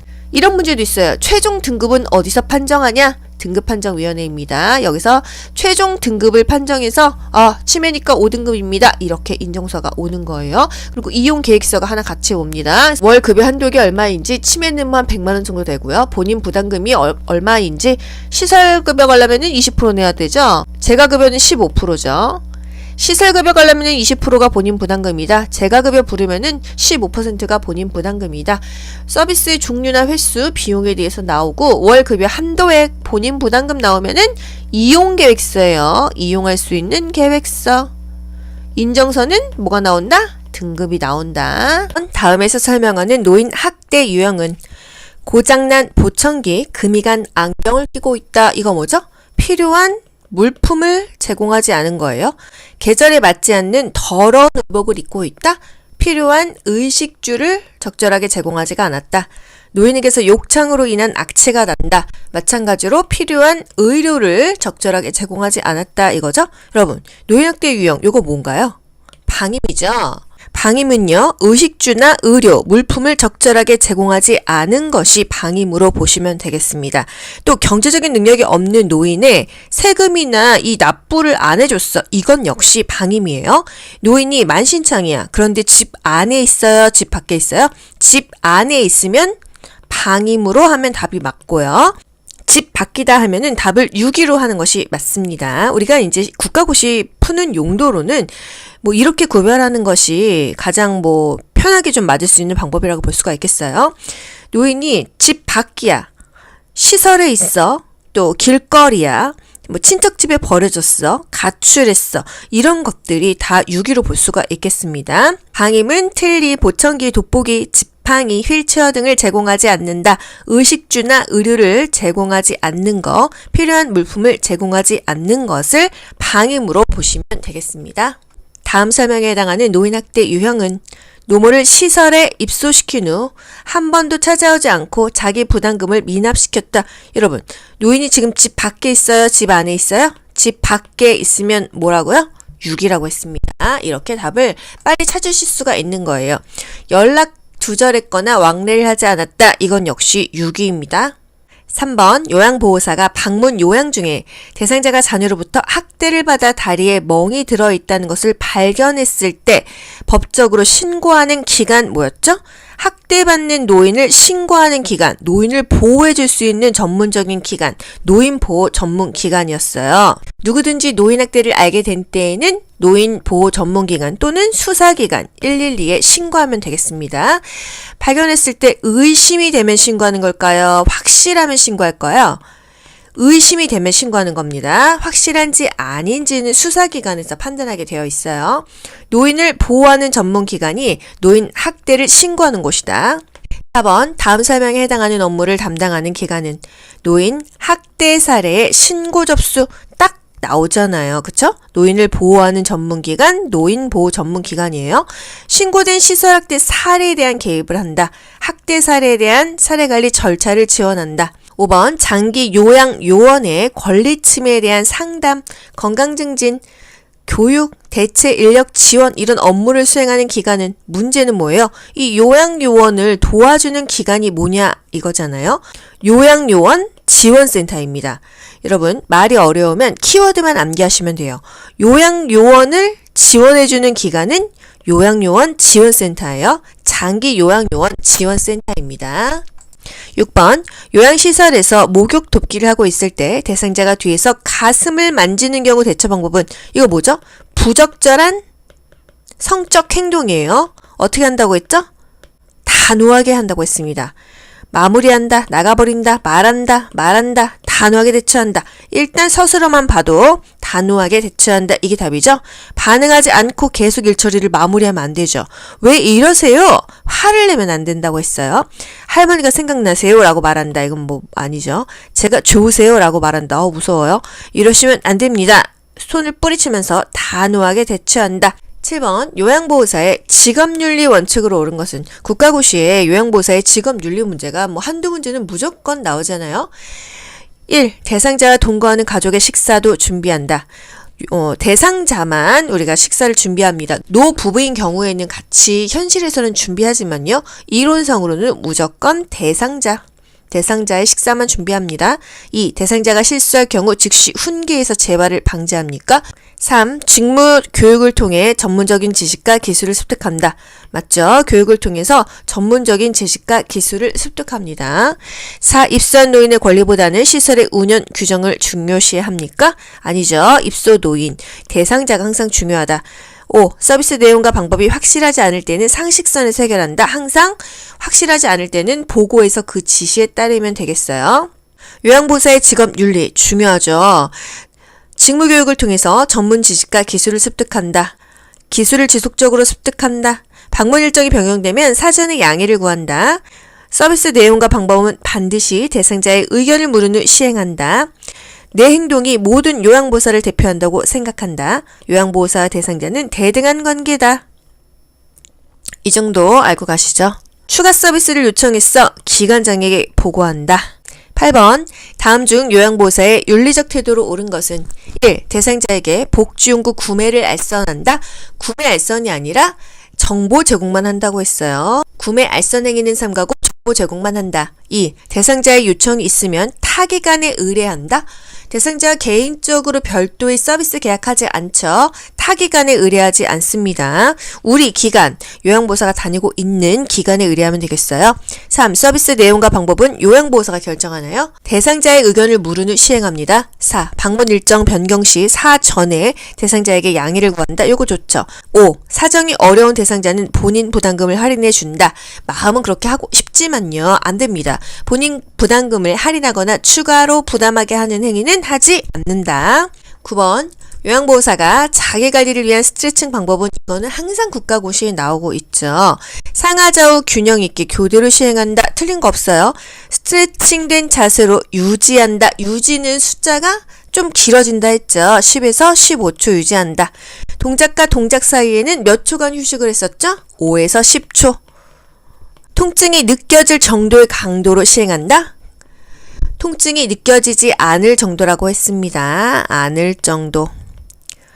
5. 동작은 반복해서 빠르게 실시합니까? 동작은 천천히 안정되게 실시하죠. 상하좌우 균형 있게 교대로 시행한다. 같은 동작은 5에서 10회, 동작과 동작 사이는 5에서 10초, 유지만 10에서 15초 길었어요. 통증이 느껴지지 않고 시원하다고 느낄 때까지 계속한다. 통증이 있다는 것은 근육을 긴장하고 또 부상을 초래하기 때문이에요. 호흡은 편안하고 자연스럽게 한다. 요거 진짜 국가고시 많이 나오잖아요. 10번 다음 사례에서 대상자에게 보호받아야 할 권리는 이 씨할머니는 침소 전에 침대 생활을 해오셨는데 침대 쓰면 허리가 안 좋아진다고 해서 할 수 없이 매트를 썼다. 안락한 침대, 안락한 매트릭스 바로 답이 나오셔야 됩니다. 아시겠죠, 여러분? 매트릭스 사용을 강요받았어. 안락한 침대, 안락한 매트릭스 이렇게 키워드로 답을 찾으시면 됩니다. 휴대전화가 없다. 자식한테 전화를 못한다. 불쑥불쑥 사진을 찍는다. 사생활과 비밀 보장이 안 된다는 거죠. 동료 노인을 꼬집거나 때리는데도 요양보호사들이 모른 채 해. 존엄한 존재로 대우받을 권리를 못했다. 개별화된 식단, 질 높다. 질 높은 서비스, 재활 프로그램, 파마약 질 높은이에요. 머리를 커트했어 하면은 요거는 개별화된 것인데요. 파마약 때문에 머릿결이 상했어. 질 높은 서비스죠. 그래서 좋은 파마약 해주세요. 이게 질 높은 서비스를 받을 권리입니다.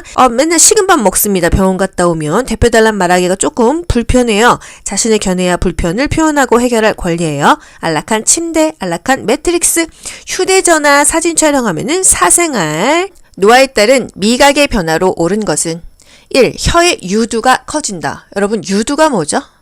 이 혓바닥에 오돌도돌한 거 있잖아요. 이게 유두예요. 혀의 유두가 커진다? 커질까요? 작아질까요? 혀의 유두가 위축됩니다. 나이 먹으면 다 쪼그라들잖아요.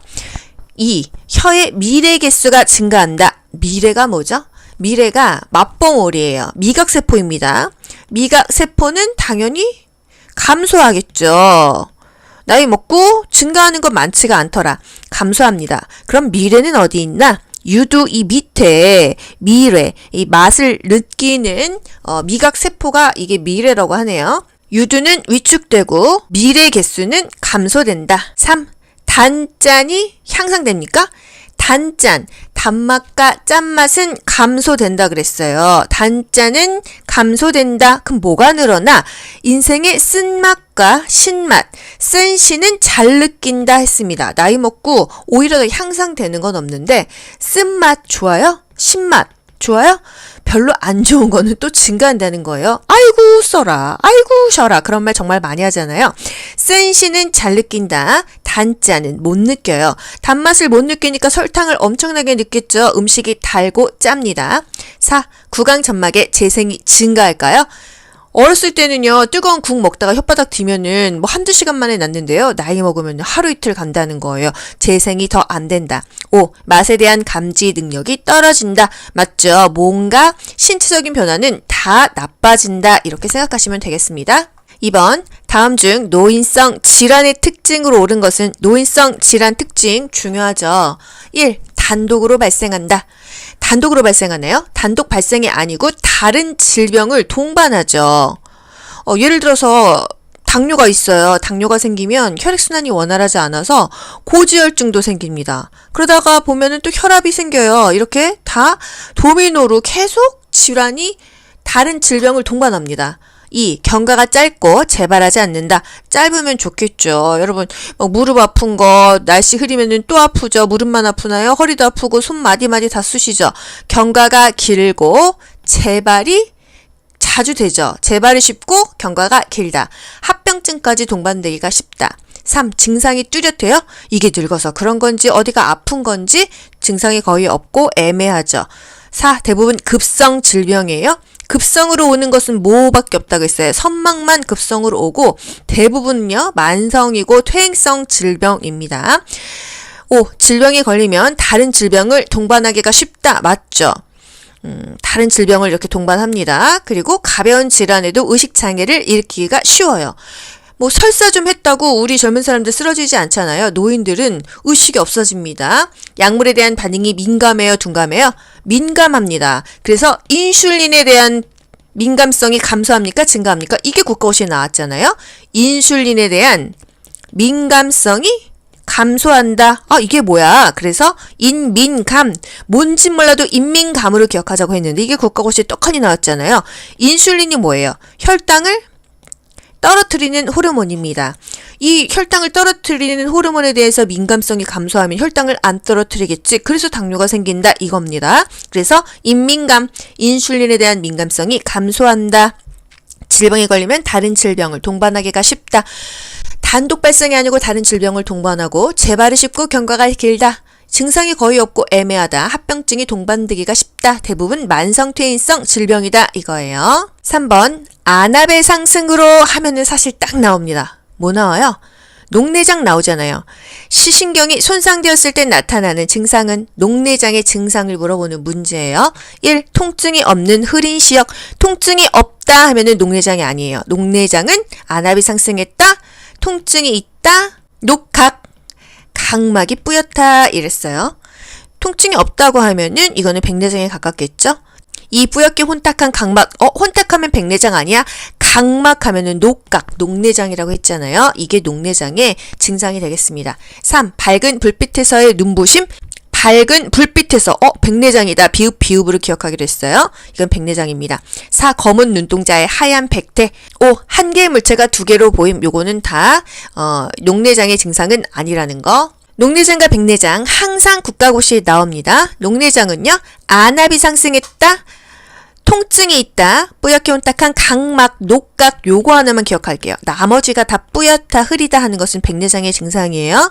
불빛주의 무지개, 비읍으로 시작하죠? 백내장입니다. 밤과 밝은 불빛에서의 눈부심, 다 비읍이죠? 다 백내장으로 기억하시면 되겠어요. 안압 상승, 통증이 있다, 각막이 뿌옇다 하면 녹내장이에요. 4번 노화에 따른 신경계 특성으로 옳은 것은 신경계 특성 뭐 있죠? 치매, 뇌졸중, 파킨슨이 신경계 특성입니다. 1번 신경세포의 기능이 증가한다. 증가하겠습니까? 감소합니다. 2. 정서 조절이 안정해져요. 정서 조절이 불안정해져요. 더 나빠진다. 3. 감각이 민감해집니까? 둔감해지죠. 4. 단기 기억이 감퇴한다. 단기 기억이 감퇴하고 오히려 장기 기억이 유지된다 그랬어요. 그래서 10년 전 일은 기억하면서요. 어제 점심에 뭐 먹었는지 메뉴도 기억 못합니다. 그래서 단기 기억은 감퇴하고 장기 기억은 유지가 된다. 5. 균형을 유지하는 능력이 증가합니까? 감소하죠. 신경계의 특성. 단기 기억이 감퇴한다. 장기 기억은 유지된다. 이게 맞는 거예요. 5번. 노화에 따른 감각기계 특성으로 옳은 것은 감각기계가 뭐죠? 눈으로 볼 수 있는 거. 시각, 청각, 후각, 미각. 요게 감각기계입니다. 1. 각막 반사가 좋아진다. 당연히 저하되겠죠. 2. 고막이 얇아진다. 얇아지는 거야? 두꺼워지는 거야? 고막이 두꺼워집니다. 두꺼워지니까 잘 안 들리나 보다 이렇게 생각하시면 되겠어요. 둔해지니까 잘 안 들린다. 청력도 감소하죠. 3. 침의 분비량이 늘어납니까? 위액과 타액의 분비가 줄어든다 그랬어요. 4. 후각세포가 증가한다. 후각세포가 감소해서 냄새도 잘 못 맡는다. 5. 통증에 둔감한 반응을 보인다. 맞아요. 잘 모릅니다. 다쳐도 다친지를 잘 몰라요. 감각기계 통증에 둔감한 반응을 보인다. 각막 반사가 저하된다. 고막이 두꺼워진다. 청력이 감소되고 침 분비량이 줄어든다. 후각세포 역시 감소된다. 6번. 노화에 따른 시각의 변화로 옳은 것은 잘 안 보이겠죠? 1. 동공의 지름이 줄어든다? 뭔가 커야지 잘 보이는데 줄어드는 거 맞지 않을까? 잘 모르니까 일단 패스. 2번. 눈썹이 굵어진다? 눈썹이 굵어지는 게 아니라 오히려 가늘어집니다. 젊었을 때 막 송승헌처럼 수검댕이 눈썹이다가 나이 먹으면 가늘어져서 그 선이 희미해지잖아요. 가늘어진다. 3. 결막이 두꺼워진다. 결막은 얇아집니다. 얇아지고 누렇게 변해요. 눈동자가 하얘야 되는데 그냥 누리끼리 하다. 4. 각막의 민감성이 증가한다. 민감성이 감소합니다. 인슐린에 대한 민감성도 감소했죠? 통증에 대한 민감성도 감소했죠? 웬만한 게 다 감소된다. 5. 수정체가 빨간색으로 변한다. 수정체가 노란색으로 변합니다. 그래서 동공의 지름이 줄어든다. 요게 시각의 변화로 맞는 답이 되겠어요. 또 같은 계열의 색을 잘 구별하지 못했죠. 그 황화 현상으로 파, 남, 보. 파랑색, 남색, 보라색의 구분에 어려움을 느낍니다. 비슷비슷한 색깔이기 때문이에요. 눈부심도 증가하고 빛 수능도 어렵다고 했어요. 동공의 지름이 쪼그라든다, 줄어든다. 7번. 당뇨병 대상자의 운동을 돕는 방법은 당뇨병 대상자 운동 중요했었죠? 식후 30분에서 1시간 뒤에 30분 이상 운동을 한다. 보기 보지 않아도 이게 항상 중요한 답이었어요. 1. 혈당 수치가 300 이상일 때 운동 강도를 높인다. 당뇨는요, 몇부터 당뇨라고 할까요? 공복인데 126 이상이 나오면 이거를 당뇨로 규정합니다. 보통 일반인들은요, 공복일 때 100 미만으로 나오거든요. 126 정도가 당뇨인데 300은 너무 높잖아요. 운동 강도를 높이는 게 아니라 혈당을 일단 조절해야 돼요. 혈당을 조절하고 그리고 나서 운동을 해야지 운동으로 이 혈당을 조절하는 건 아니라는 거. 이 운동 전에 혈당 강화제를 먹인다? 그럴듯하긴 한데 혈당 강화제는 운동 전에 먹는 게 아니고요. 의사 처방에 따라서 먹는 거지 운동 전에 먹는 건 아니라는 거. 3. 장시간 운동하는 등산을 권장한다? 무리하지 않는다고 했습니다. 그 질병에 따라서 운동을 하지 무리한 운동은 하지 않는다 했어요. 무리한 운동은 삼가한다. 공복 시 운동할 때는 고혈당에 대비합니까? 저혈당에 대비하겠죠. 운동을 하면 당이 떨어질 수 있으니까 저혈당 쇼크가 올 수 있잖아요. 그래서 공복 시에 운동을 하게 되면 저혈당에 대비해라 이거예요.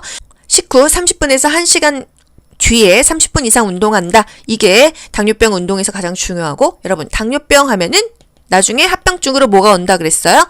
발기부전이 온다. 그리고 발 관리를 주의해라. 뭐를 일자로 자르라고 했죠? 발톱은 일자로 잘라라. 손톱은 둥글게 잘라도 된다고 했어요. 당뇨병의 4가지 증상이 또 최근 국시에 나왔었습니다. 뭐죠? 다음, 다식, 다갈, 다뇨예요. 쉽지 않나요? 다음, 다식, 다갈, 다뇨. 많이 마시죠. 다식 많이 먹죠. 다갈 계속 목말라요. 다뇨 오줌을 많이 쌉니다. 다음, 다식, 다갈, 다뇨가 당뇨의 증상이고, 발톱은 일자로 잘라서 발 관리를 해줘야 된다. 발기부전에 후유증이 올 수가 있다. 밥 먹고 30분에서 1시간 뒤에 혈당이 올라가니까 그때 30분 이상 운동을 한다. 주 5회 운동을 한다. 이 정도까지요. 8번 안압상승으로 이러면 바로 뭐가 나오죠, 여러분? 녹내장 나와요. 시신경이 손상되어 시력이 점차적으로 약해지는 질환은 안압상승이다. 통증이 있다. 뽀얗게 흐려지는 녹각, 각막이다, 각막이 뿌옇다 하면은 녹내장이에요. 9번 수두를 일으키는 바이러스 하면은 사실 딱 나옵니다. 대상포진이죠. 띠 모양의 수포, 통증, 가려움, 자결감, 타는 듯한 통증이죠. 포함한 발진이 일어난다고 하면 이거는 대상포진이 되겠습니다. 대상포진, 수두를 일으키는 바이러스에 의해서 이 피부와 신경절에 염증이 생깁니다. 면역력이 떨어졌을 때 많이 생기죠. 그래서 대상포진 65세 이상이라면 예방접종 맞아라 합니다. 이 자결감 타는 듯이 이렇게 따끔따끔하니 아파요. 그래서 수포가 올라와요. 보통 여자분들 같은 경우는 이 등 뒤 브레이지어 라인 이쪽에 많이 생겨서 본인이 잘 모릅니다. 그래서 허리가 아픈 경우도 있어요. 저희 요양보호사 동기 언니가 이 산부인과에서 일을 하는데 간호조무사 자격증도 있었어요. 언니가 산부인과에서 일하는데 그렇게 허리가 아팠대요. 그래서 아기를 뭐 이렇게 막 돌보고 하다가 허리가 너무 아팠는데 알고 보니까 요통이 아니라 대상포진이더라고요. 그래서 살면서 그렇게 허리가 아픈 적은 처음이었다고 했습니다. 이 등 쪽은 잘 안 보이기 때문에 너무 아프다 하면은 좀 누구한테 봐달라 그래야 돼요. 그래서 여러분 대상포진이 온 것 같다 하면 어디로 가셔야 되죠? 피부과로 가셔야 됩니다. 아시겠죠? 다른 과 가면은 이게 치료가 늦어져요. 피부과로 가셔야 됩니다. 초기에 좀 빨리 잡아야지 이게 번지지가 않고 후유증이 적어요. 한번 대상포진 걸리면 또 어떻게 되죠? 면역력이 떨어질 때마다 또 계속 걸리는 수가 있어요. 그리고 대상포진 후 신경통, 후유증이 있습니다. 그래서 뭔가 너무 컨디션이 안 좋은 것 같고 평소랑 다른 아픔이 왔어. 그럼 여러분 대상포진 염두에 두시고 피부과 가세요. 65세 이상만 생기는 건 아닙니다. 40세, 50세도 요즘에는 면역력 떨어져서 많이 생겨요. 그래서 자기가 몸이 어딘가 아프면은 피부에 발진이 없는지 좀 확인을 해보세요. 대상자도 아이고 쑤시다 그러면은 또 그냥 뭐 허리 아프겠거니 이렇게 그냥 너무 안일하게 대처하지 마시고 피부를 한번 살펴보세요. 이제 수포가 올라오기 시작하면은 거의 다 대상포진입니다. 10번 다음 중 욕창이 발생할 위험 요소가 많은 대상자. 1. 영양 부족으로 근육이 위축된 대상자. 맞죠? 부적절한 영양 상태. 너무 삐쩍 마른 사람이 나쁜 것은 욕창이더라. 살찐 사람이 좋은 거는 욕창밖에 없다 그랬어요. 그쵸? 영양 부족으로 근육이 위축되면은 체중이 일단 감소하고 근육이 위축되면은 피하 지방이 감소되죠. 피하 지방이 감소가 되면은 욕창이 잘 생깁니다. 2. 변비가 있는 대상자, 변비가 있다고 욕창 생기는 거 아니죠. 3. 피하 지방이 많은 대상자, 욕창 오히려 안 생기고 좋아요. 4. 스스로 체위 변경이 가능한 대상자는 얼마나 좋겠어요. 욕창이 잘 생기는 사람은 장기간의 그 와상 상태죠. 그리고 체위 변경이 어려운 사람들, 침대에서 막 잘못 끌어가지고 피부가 벗겨졌을 때 욕창이 생깁니다. 5번 요의 변이가 있는 대상자? 내가 그러면 지금 오줌 마려우면 저 욕창 대상자예요? 그게 아니죠. 요실금, 변실금이 있는 대상자입니다. 여러분 이거를 뜻을 이해하면은 당연히 아니죠. 우리가 똥 매리고 오줌 마리다고 욕창 대상자가 되는 건 아니잖아요. 그쵸? 요실금, 변실금 있는 대상자. 왜? 습기로 인해서 피부가 손상되잖아요. 미생물이 번식하니까요. 그래서 욕창 발생 위험 요소가 많은 대상자는 영양이 부족하고 근육이 없는 삐쩍 마른 대상자가 되겠습니다. 피하 지방이 많으면 오히려 욕창이 안 걸린다는 거. 정답 1번. 대상자가 요실금 증상이 있을 때 돕는 방법은 1. 야간에는 수분 섭취를 금지한다. 충분한 수분 섭취로 방광 기능을 유지한다고 했어요. 2. 이동 변기를 대준다. 배뇨 훈련을 한다. 요게 오히려 더 적합한 답이 되겠습니다. 3. 골반 근육 운동을 한다. 골반 근육 운동, 골반 근육 강화 운동, 케겔 운동. 요실금에 좋았죠? 요거 맞습니다. 4. 꽉 조이는 옷을 입힌다. 5. 장시간 소변을 참았다가 한 번에 배뇨하게 한다. 장시간까지는 아니고요. 방광 용적을 조금 넓히기 위해서 참았다가 배뇨하게 하는 것도 그렇게 나쁜 방법은 아닙니다. 하지만 이 문제에서 가장 정답에 근접한 것은 골반 근육 운동을 한다, 케겔 운동을 한다가 되겠어요. 요실금이 있으면 골반 근육 강화 운동하죠. 충분한 수분 섭취합니다. 또 식이섬유가 풍부한 채소와 과일을 섭취하죠. 그렇게 해서 변비를 예방한다. 변비를 예방해야 복압성 요실금 안 생기잖아요. 그리고 살을 빼라, 체중을 조절해라. 이런 것들이 요실금 증상에 좋은 방법이 되겠습니다. 요도를 둘러싸고 있는 세포가 증식하여 소변이 마려울 때 참기가 힘들고 배뇨 후 잔뇨감이 있고 소변 줄기가 끊어지는 질환은 이거 뭐죠 여러분? 전립선 비대증입니다. 전립선이 커져서 요도를 압박해요. 요도가 좁아지니까 소변 줄기가 가늘어지겠죠. 노화에 따른 호르몬의 불균형 때문에 전립선 비대증이 생긴다는 거. 배뇨하고 나서도 잔뇨감이 있습니다. 소변 줄기가 굉장히 가늘어지고요. 소변이 바로 안 나오고 힘을 주어야 나와요. 밤에 자주 깨게 되죠. 소변이 마려울 때 또 참기는 힘들다. 심하다고 한다면 전립선 절제 수술을 받습니다. 13번 골다공증 질환을 예방하는 방법으로 옳은 것은 1. 고단백, 고지방식이를 섭취한다. 고지방은 없습니다. 2. 탄력 스타킹을 착용한다. 탄력 스타킹은 정맥염에 사용하기도 해요. 심줄이 툭툭 튀어나오는 질환이요. 골다공증은 아니다. 3. 유연성을 키우는 요가, 수영을 한다. 여러분, 수영하면은 퇴행성 관절염이에요. 퇴행성 관절염은 무릎에 체중이 부하되면 더 아프죠? 그래서 이런 수중 운동, 체중을 부하하지 않는 수중 운동이 좋습니다. 하지만 골다공증에는 걷기가 좋다고 했죠? 걷기나 조깅 같은 체중 부하 운동을 한다. 요게 골다공증의 답입니다.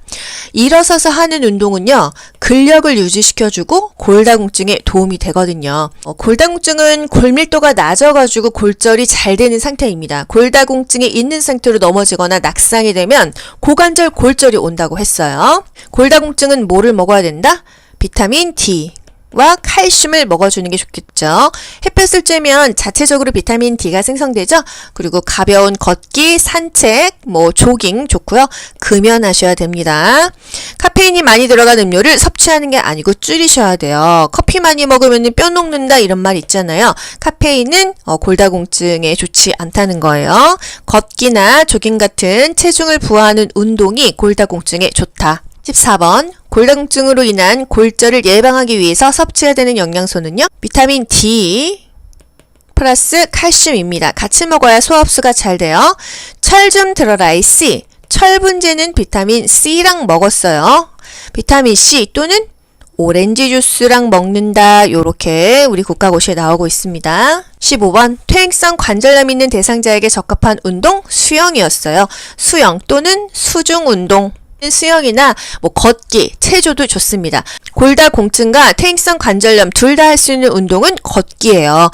하지만 걷기가 안 되는 게 아니라 퇴행성 관절염이 있다고 하면 수영이 더 좋고 또 골다공증이 있다고 한다면 걷기가 더 좋다. 둘 다 걷기는 가능하다. 걷기는 둘 다 가능은 하다. 하지만 퇴행성 관절염이 있다면 수영이 낫고 골다공증이 있다면은 걷기가 더 좋다 이거예요.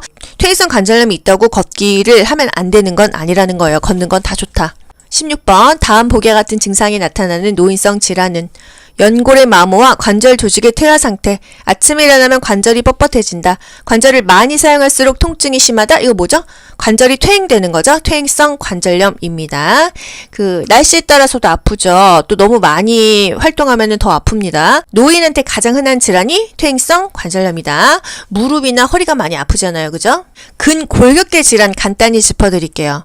노인이 가장 많이 아프다고 하죠? 추간판, 디스크가 오그라들어서 키도 줄어들고 허리도 아프고 무릎도 아프다는 거. 퇴행성 관절염, 아침에 많이 아프다, 쓸수록 많이 아프다 그랬어요. 수영이 좋다.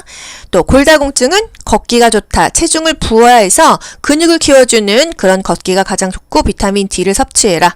고관절 골절은 골다공증 있는 노인이 넘어지거나 낙상하면 고관절 골절이 생긴다는 거. 심장의 수축력 저하 요것만 보면 사실 답이 딱 나와요. 뭐가 나와요? 수축력 저하면은 심부전입니다. 심장이 부전, 원활하지 않은 게 심부전이에요. 저산소증이 오는 경우 나타나는 증상은 심부전, 순환이 안 된다는 거예요. 그랬을 때 어떤 증상이 나타나냐? 심부전의 증상을 물어봤어요. 언어장애, 보행장애, 의식혼돈, 흉통, 손발의 통증, 뭘까요? 의식혼돈입니다. 언어장애나 보행장애는 뇌졸중인 경우에 뇌졸중의 전조 증상으로 더 많이 오고 있고요. 흉통은 심장이 아픈 거, 협심증인 경우가 많고요. 손발 통증은 여러 가지 원인이 있겠어요. 하지만 심장의 수축력이 저하돼서 저산소증이 오고 의식이 혼돈됩니다. 그리고 현기증이 나요. 호흡이 곤란합니다. 이런 증상이 있다고 한다면 이게 심부전의 증상이라는 거, 의식이 혼돈되고 현기증, 호흡 곤란이 온다. 저산소증이 오게 되면 이런 증상이 나타납니다. 심부전 하면 여러분 뭐 기억나시죠? 수분을 제한해야 되는 질병 5가지가 우리 교재에 있었어요. 뭐죠? 간, 심신, 갑부. 이게 수분을 제한해야 되는 질병이었죠? 간, 간경화. 심부전. 신장부전, 이거 역시 신부전입니다. 이거는 신장애 부전이에요. 갑부, 갑상선 기능 저하증, 부신 기능 저하증이 되겠어요. 간심신 갑부는 수분을 제한해야 되는 질병입니다.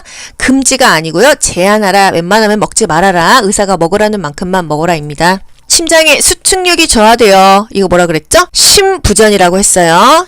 심부전은 심장의 수축력이 저하돼서 허약감, 호흡곤란, 부종이 나타나며 계단 오르기, 쇼핑하기 등 일상활동에 어려움을 주고 숨이 차다 그랬습니다.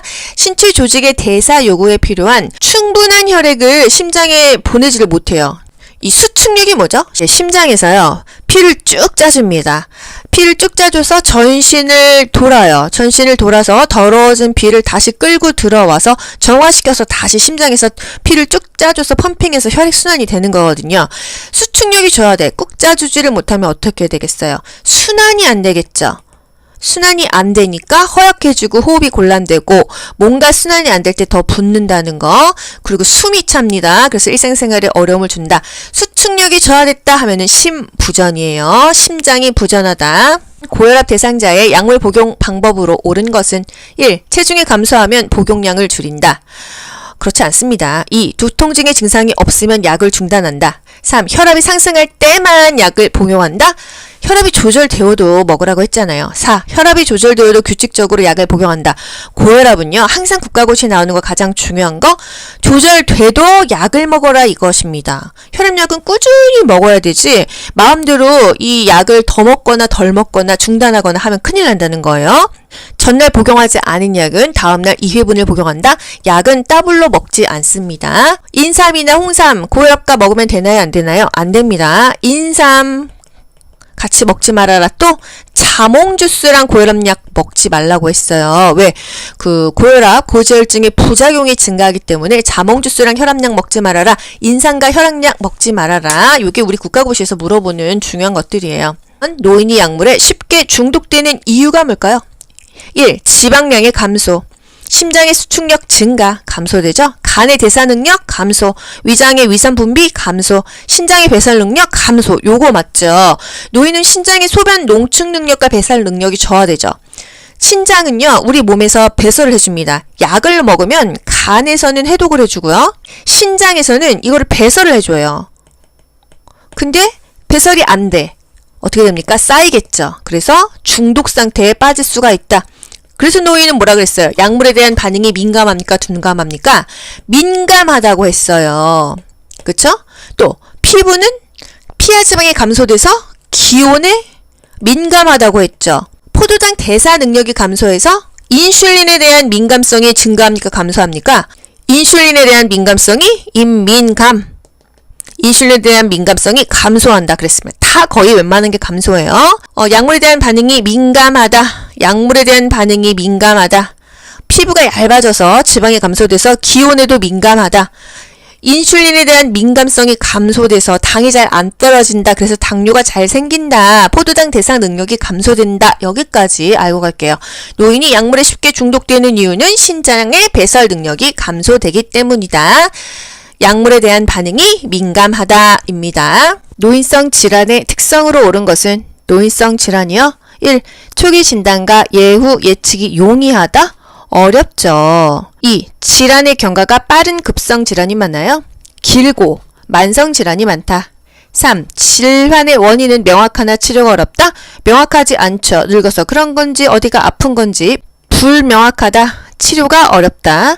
가벼운 질환에도 의식장애를 일으키기가 쉽다 그랬어요. 젊은 사람 설사한다고 의식장애 일으키지 않잖아요. 노인들은 가벼운 질환에도 의식장애를 일으키기가 쉽다. 5. 약물의 배설이 빨라. 약물에 대한 반응이 둔감하다. 약물에 대한 배설 능력이 저하되죠. 그래서 약물에 대한 반응이 민감하다고 했습니다. 노인성 질환의 특성, 가벼운 질환에도 의식장애를 일으키기가 쉽다. 초기 진단과 예후 예측이 어렵다. 질환의 경과가 길고 만성 퇴행성 질환이 많다. 질환의 원인은 불명확하며 치료가 어렵다. 약물의 배설 능력이 저하되어 약물에 대한 반응이 민감하다 했습니다. 22번 노화에 따른 심혈관계 특성으로 옳은 것은 심혈관계예요. 혈압이 저하됩니까? 혈압은 상승한다. 심박동수는 감소한다. 심장 근육의 탄력성은 감소하고 최대 심박출량은 증가한다? 감소하죠. 5. 말초 혈관의 저항이 증가한다. 이게 무슨 소릴까요? 혈압이 높아진다. 고혈압이 된다 이 말입니다. 나이 먹고 높아지는 거, 좋아지는 거 말고 다 감퇴되고 떨어지는데 높아지는 것은 혈압이다. 그게 바로 말초 혈관의 저항이 증가한다는 말입니다. 혈관의 저항이 증가해야 순환이 된다는 거예요. 혈압이 높다, 고혈압이다. 같은 말이 말초 혈관의 저항 증가입니다. 이 비슷한 용어를 아셔야 돼요. 3번 욕창 초기에 피부 홍반이 나타날 때 돕는 법은 욕창은 초반에 피부가 붉으스름해지면서 시작이 됩니다. 1. 욕창 주위를 마사지하고 가볍게 두드린다. 이거 나쁜 방법 아니죠? 2. 피부 변화 있는 부위에 파스를 붙인다. 파스를 붙이면 자극이 가죠. 파스를 붙이지 않는다. 3. 춥지 않으면 2-3시간 햇볕을 쬐다. 너무 길죠. 따뜻하다고 한다면 한 30분 정도가 적당하다. 4. 찬바람과 따뜻한 바람을 번갈아 쓰며 말라준다. 찬바람은 없어요. 감기 걸립니다. 따뜻하다고 하기보다는 미지근한 바람입니다. 5. 욕창 부위에 뜨거운 물주머니를 댄다. 뜨거운 건 안 돼요. 항상 미지근한 게 좋다. 중용이 좋다. 미지근한 물수건으로 찜질한다. 이게 바로 욕창 초기에 좋은 방법이 되겠습니다. 욕창의 단계 1단계, 2단계, 3단계, 4단계가 있어요. 피부 홍반이 나타난다. 1단계죠. 수포가 나타났어. 물집이 나타났어. 2단계입니다. 괴사되기 시작됐다. 그러면 3단계고요. 뼈와 근육까지 깊이 썩었다, 괴사됐다. 4단계 욕창이 되겠습니다. 이 단계도 물어보잖아요. 수포는 2단계라는 거. 24번 노화에 따른 소화기계 특성으로 옳은 것은 소화가 안 되겠죠? 1. 청각 기능의 감소. 이거는 감각기계입니다. 청각 기능 감소되지 맞지 하고 답 표시하면 된다 안 된다? 안 된다. 왜? 소화기계 물어봤다는 거예요. 시각, 후각, 청각, 미각 이거는 감각기계라는 거예요. 2. 기입성 저혈압이 발생한다. 저혈압, 순환이 안 되는 거 아니겠어요? 혈관계예요. 심혈관계 질환이다. 이게 틀렸다는 게 아니라 소화기계 특성은 아니라는 거죠. 3번 근력 운동 능력의 변화? 이거는 뭘까? 근골격계의 질환입니다. 4. 위액의 산도 저하. 맞지 않습니까? 이게 바로 소화기계의 특성이에요. 5. 감각 인지 능력 저하. 신경계 질환이죠. 감각 인지 능력의 저하. 신경계 질환 뭐가 있었죠? 치매, 뇌졸중, 파킨슨 등이 있었다. 소화기계 특성은 위액의 산도 저하. 탈과 위액이 안 나온다. 위액이 산도가 저하되니까 소화가 잘 안 된다 이겁니다. 25번 노화에 따른 소화기계 변화로 옳은 것은 약물의 대사 능력 증가예요. 약물이 대사가 잘 됩니까? 잘 안 빠져나가겠죠. 감소합니다. 2. 지방 흡수력의 감소. 요거 맞아요. 췌장에서 지방을 분해하는 효소가 나오는데 그게 감소가 되나 봅니다. 그래서 지방 흡수가 잘 안 된다. 노인은 그래서 지방을 조금만 먹어라 하잖아요. 탈과 위액의 분비가 증가되는 게 아니라 감소된다고 했었죠. 그리고 직장벽의 탄력성은 마찬가지로 감소된다. 탄력이 없다. 쓴맛과 단맛을 잘 느끼지 못해요. 유일하게 잘 느끼는 게 쓴신이라고 했죠. 잘 느끼지 못하는 건 뭐라 그랬어요? 단짠은 못 느껴요. 그래서 음식이 달고 짜진다는 거 못 느끼니까 자꾸 설탕 넣고 소금 넣어서 달고 짜지고요. 쓴신은 잘 느껴요. 아이고 쓰다, 아이고 시다 이런 말을 정말 많이 한다. 왜? 잘 느끼니까. 그래서 노화에 따른 소화기계 변화로는 지방의 흡수력이 감소된다. 요것만 맞겠습니다. 약물의 대사 능력 감소, 탈과 위액의 분비 감소, 직장벽의 탄력성 감소, 쓴 신은 잘 느끼고 단짠은 못 느끼죠. 26번 대상자가 잦은 설사로 탈수가 예상될 때 우선적으로 돕는 방법은 탈수하면은 수분 보충해줘야 됩니다. 차가운 흰죽을 먹인다. 찬 음식은 피해야겠죠. 상온의 음식 또는 약간 따뜻한 음식이 더 좋습니다.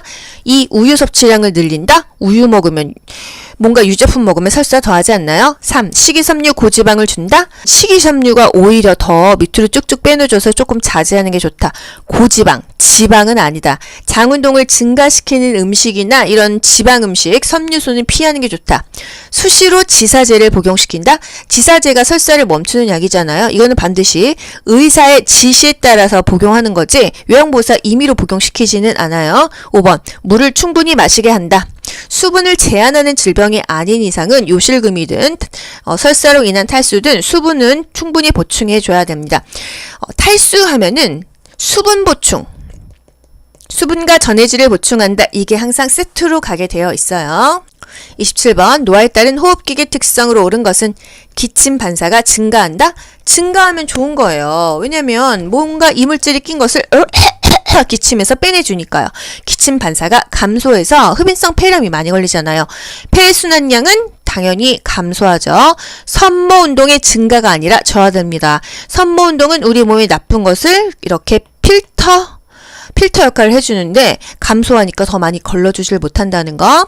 기관지 내 분비물은 당연히 더 많아집니다. 길 가다가 할아버지를 코 휴지도 없이 칵 풀잖아요. 가래 칵칵 뱉고요. 분비물이 많아지기 때문이다. 호흡 근육은 위축된다. 숨 쉬는 게 그렇게 편안하지는 않다는 거. 28번 만성 기관지염을 앓고 있는 대상자의 증상을 완화시키는 방법은? 만성 기관지염은 뭐죠? 이 기관지가 만성적으로 염증이 생겼어요. 그래서 기도가 좁아져요. 숨쉬기가 힘듭니다. 점액성, 화농성 가래나 끈적한 고름 가래가 나와요. 심호흡하세요, 기침하세요 이렇게 배출해야 되고요. 금연을 하셔야 됩니다. 1. 습도를 높게 해준다. 적당한 게 좋습니다. 40에서 60%의 습도가 좋다. 공기 정화를 위해 방향제를 뿌린다. 공기 정화하는 거 좋은데요. 방향제가 아니라 뭐요? 공기청정기를 놔야겠죠. 3. 똑바로 누워서 안정을 취한다. 뭔가 호흡이 안 된다고 하면요. 상체를 올려주는 자세가 좋습니다. 숨을 빠르게 쉬게 하는 게 아니라 천천히 적당히 호흡하게 하고요. 심호흡과 기침을 해서 기관지 내 가래를 뱉게 한다. 요게 가장 적합한 답이겠어요. 기관지에 염증이 있다고 한다면 화농성 가래나 기침을 배출시킨다, 금연한다, 공기청정기를 해준다. 습도는 40에서 60%가 좋다. 호흡기 질환이 있다고 한다면은 이 습도를 더 높입니다. 55에서 65%까지 높일 수가 있어요. 29번 다음 증상이 나타나는 노인성 질환으로 옳은 것은? 숨을 쉴 때 쌕쌕거리는 호흡음이 있다 하면 딱 나옵니다. 뭐예요? 천식이잖아요. 기관지벽에 부풀어 오르고 근육이 수축해서 기관지가 좁아진다. 기관지가 협착된다. 가슴이 답답하고 기침을 하며 알레르기 증상이 나타난다. 알레르기 하면은 천식으로 연결하셔야 돼요. 왜? 꽃가루, 동물의 털 요런 것에 의해서 기침이 엄청나게 나는 게 알레르기죠. 그러면 회피요법을 해야 돼요. 나를 이 알레르기 일으켰던 물질로부터 도망을 가야 됩니다. 아시겠죠? 그래서 알레르기 하면 천식, 쌕쌕거리는 호흡음, 천명음 그러면은 천식으로 연결하세요. 천식이 가장 국가고시에 많이 나왔었다. 천식은 기관지의 그 만성 염증성 질환입니다. 그래서 기관지 벽이 붓거나 기도가 좁아져요. 꽃가루, 강아지털, 고양이털, 먼지 조심해야 되고요. 갑자기 차고 건조한 공기에 노출하면 기침이 엄청나게 남습니다. 그래서 국가고시에 자주 나오는 거 침구류는 먼지나 찐득이를 없애기 위해서 뜨거운 물로 세탁한다. 우리 다 뭐 미지근한 물로 욕창 관리했잖아요. 뜨거운 물로 세탁한다. 그거는 바로 천식, 침구류가 되겠습니다. 찐득이 없애야 되니까요. 30번 폐결핵에 대한 설명으로 옳은 것은? 초기에 객혈과 가슴 통증이 있다? 초기에는요, 대부분 무증상입니다. 주기적으로 객담 검사를 실시한다? 나쁘지 않죠. 일단 보류할게요. 아침에 고열이 나타나고 저녁에 열이 내린다? 뭔가 틀린 것 같죠? 고열은 오후에 고열이 나타나고 늦은 밤에 열이 내립니다. 오후에 고열, 늦은 밤에 열이 내린다. 4. 결핵약제를 일주일 정도만 복용하면 완치가 된다? 결핵약제는요, 항결핵제를 먹이는데요. 내성이 생기지 않기 위해서 다양한 종류의 결핵약을 먹이는데 양이 엄청나게 많아요. 복용 기간도 굉장히 길어요. 짧게는 6개월부터 2년까지도 먹기도 합니다. 그래서 이렇게 일주일 정도만 복용하면 완치가 되는 게 아니라서 결핵은 걸리면 간이 상한다 이런 얘기가 괜히 있는 게 아니에요. 약의 양이 엄청나게 많고 복용 기간이 길다는 거. 결핵은 감염성이 없는 유전병이다? 아닙니다. 결핵은 감염성이 있는 질환입니다. 호흡기계 질환이죠. 결핵균이 폐로 들어가서 염증을 일으키는 질환이다. 2주 이상 기침과 흉통이 있다고 하면 결핵을 의심해 봐야 된다. 여러분이 집에서 2주 내내 기침했잖아요. 이비인후과 갑니다. 기침 얼마나 했어요? 2주 정도 한 것 같아요, 선생님. 그러면 결핵일 수 있으니까 폐 엑스레이 사진 한번 정형외과 가서 찍고 오세요. 이런단 말이죠. 오후에는 고열이 있다가 늦은 밤에 식은땀과 함께 열이 내리는 증상이 반복이 된다. 주기적으로 간 기능 검사를 합니다. 왜? 결핵제가 양이 너무 많아서 간 기능이 떨어질 수 있기 때문이에요. 중요한 거, 결핵 감염 대상자와 접촉한 요양보호사 어떻게 해요? 2주에서 1개월 이후에 방사성 촬영을 합니다. 왜? 접촉하자마자 걸리는 건 아니니까요. 왜? 잠복기가 있잖아요. 그래서 2주 후 또는 1개월 이후에 검사한다. 뭔가 이상한 말인 것 같지만 맞다는 거예요. 결핵 전폐가 우려될 때는 마스크, 장갑, 가운 등을 착용을 합니다. 요양보호 업무를 그만둔다? 답이 틀려요. 그 대상자는 누가 돌봐요? 보호장구를 착용하고 대상자를 돌본다. 여기까지 알고 가실게요. 결핵은요, 초기에 대부분 증상이 없다. 무증상이다. 주기적으로 객담 검사를 실시한다. 오후에는 고열 증상이 나고 늦은 밤에는 열이 내린다. 항결핵제는 양이 많고 복용 기간이 비교적 길다. 여러분 모두 합격. 가자. 안녕. 좋아요 눌러주세요.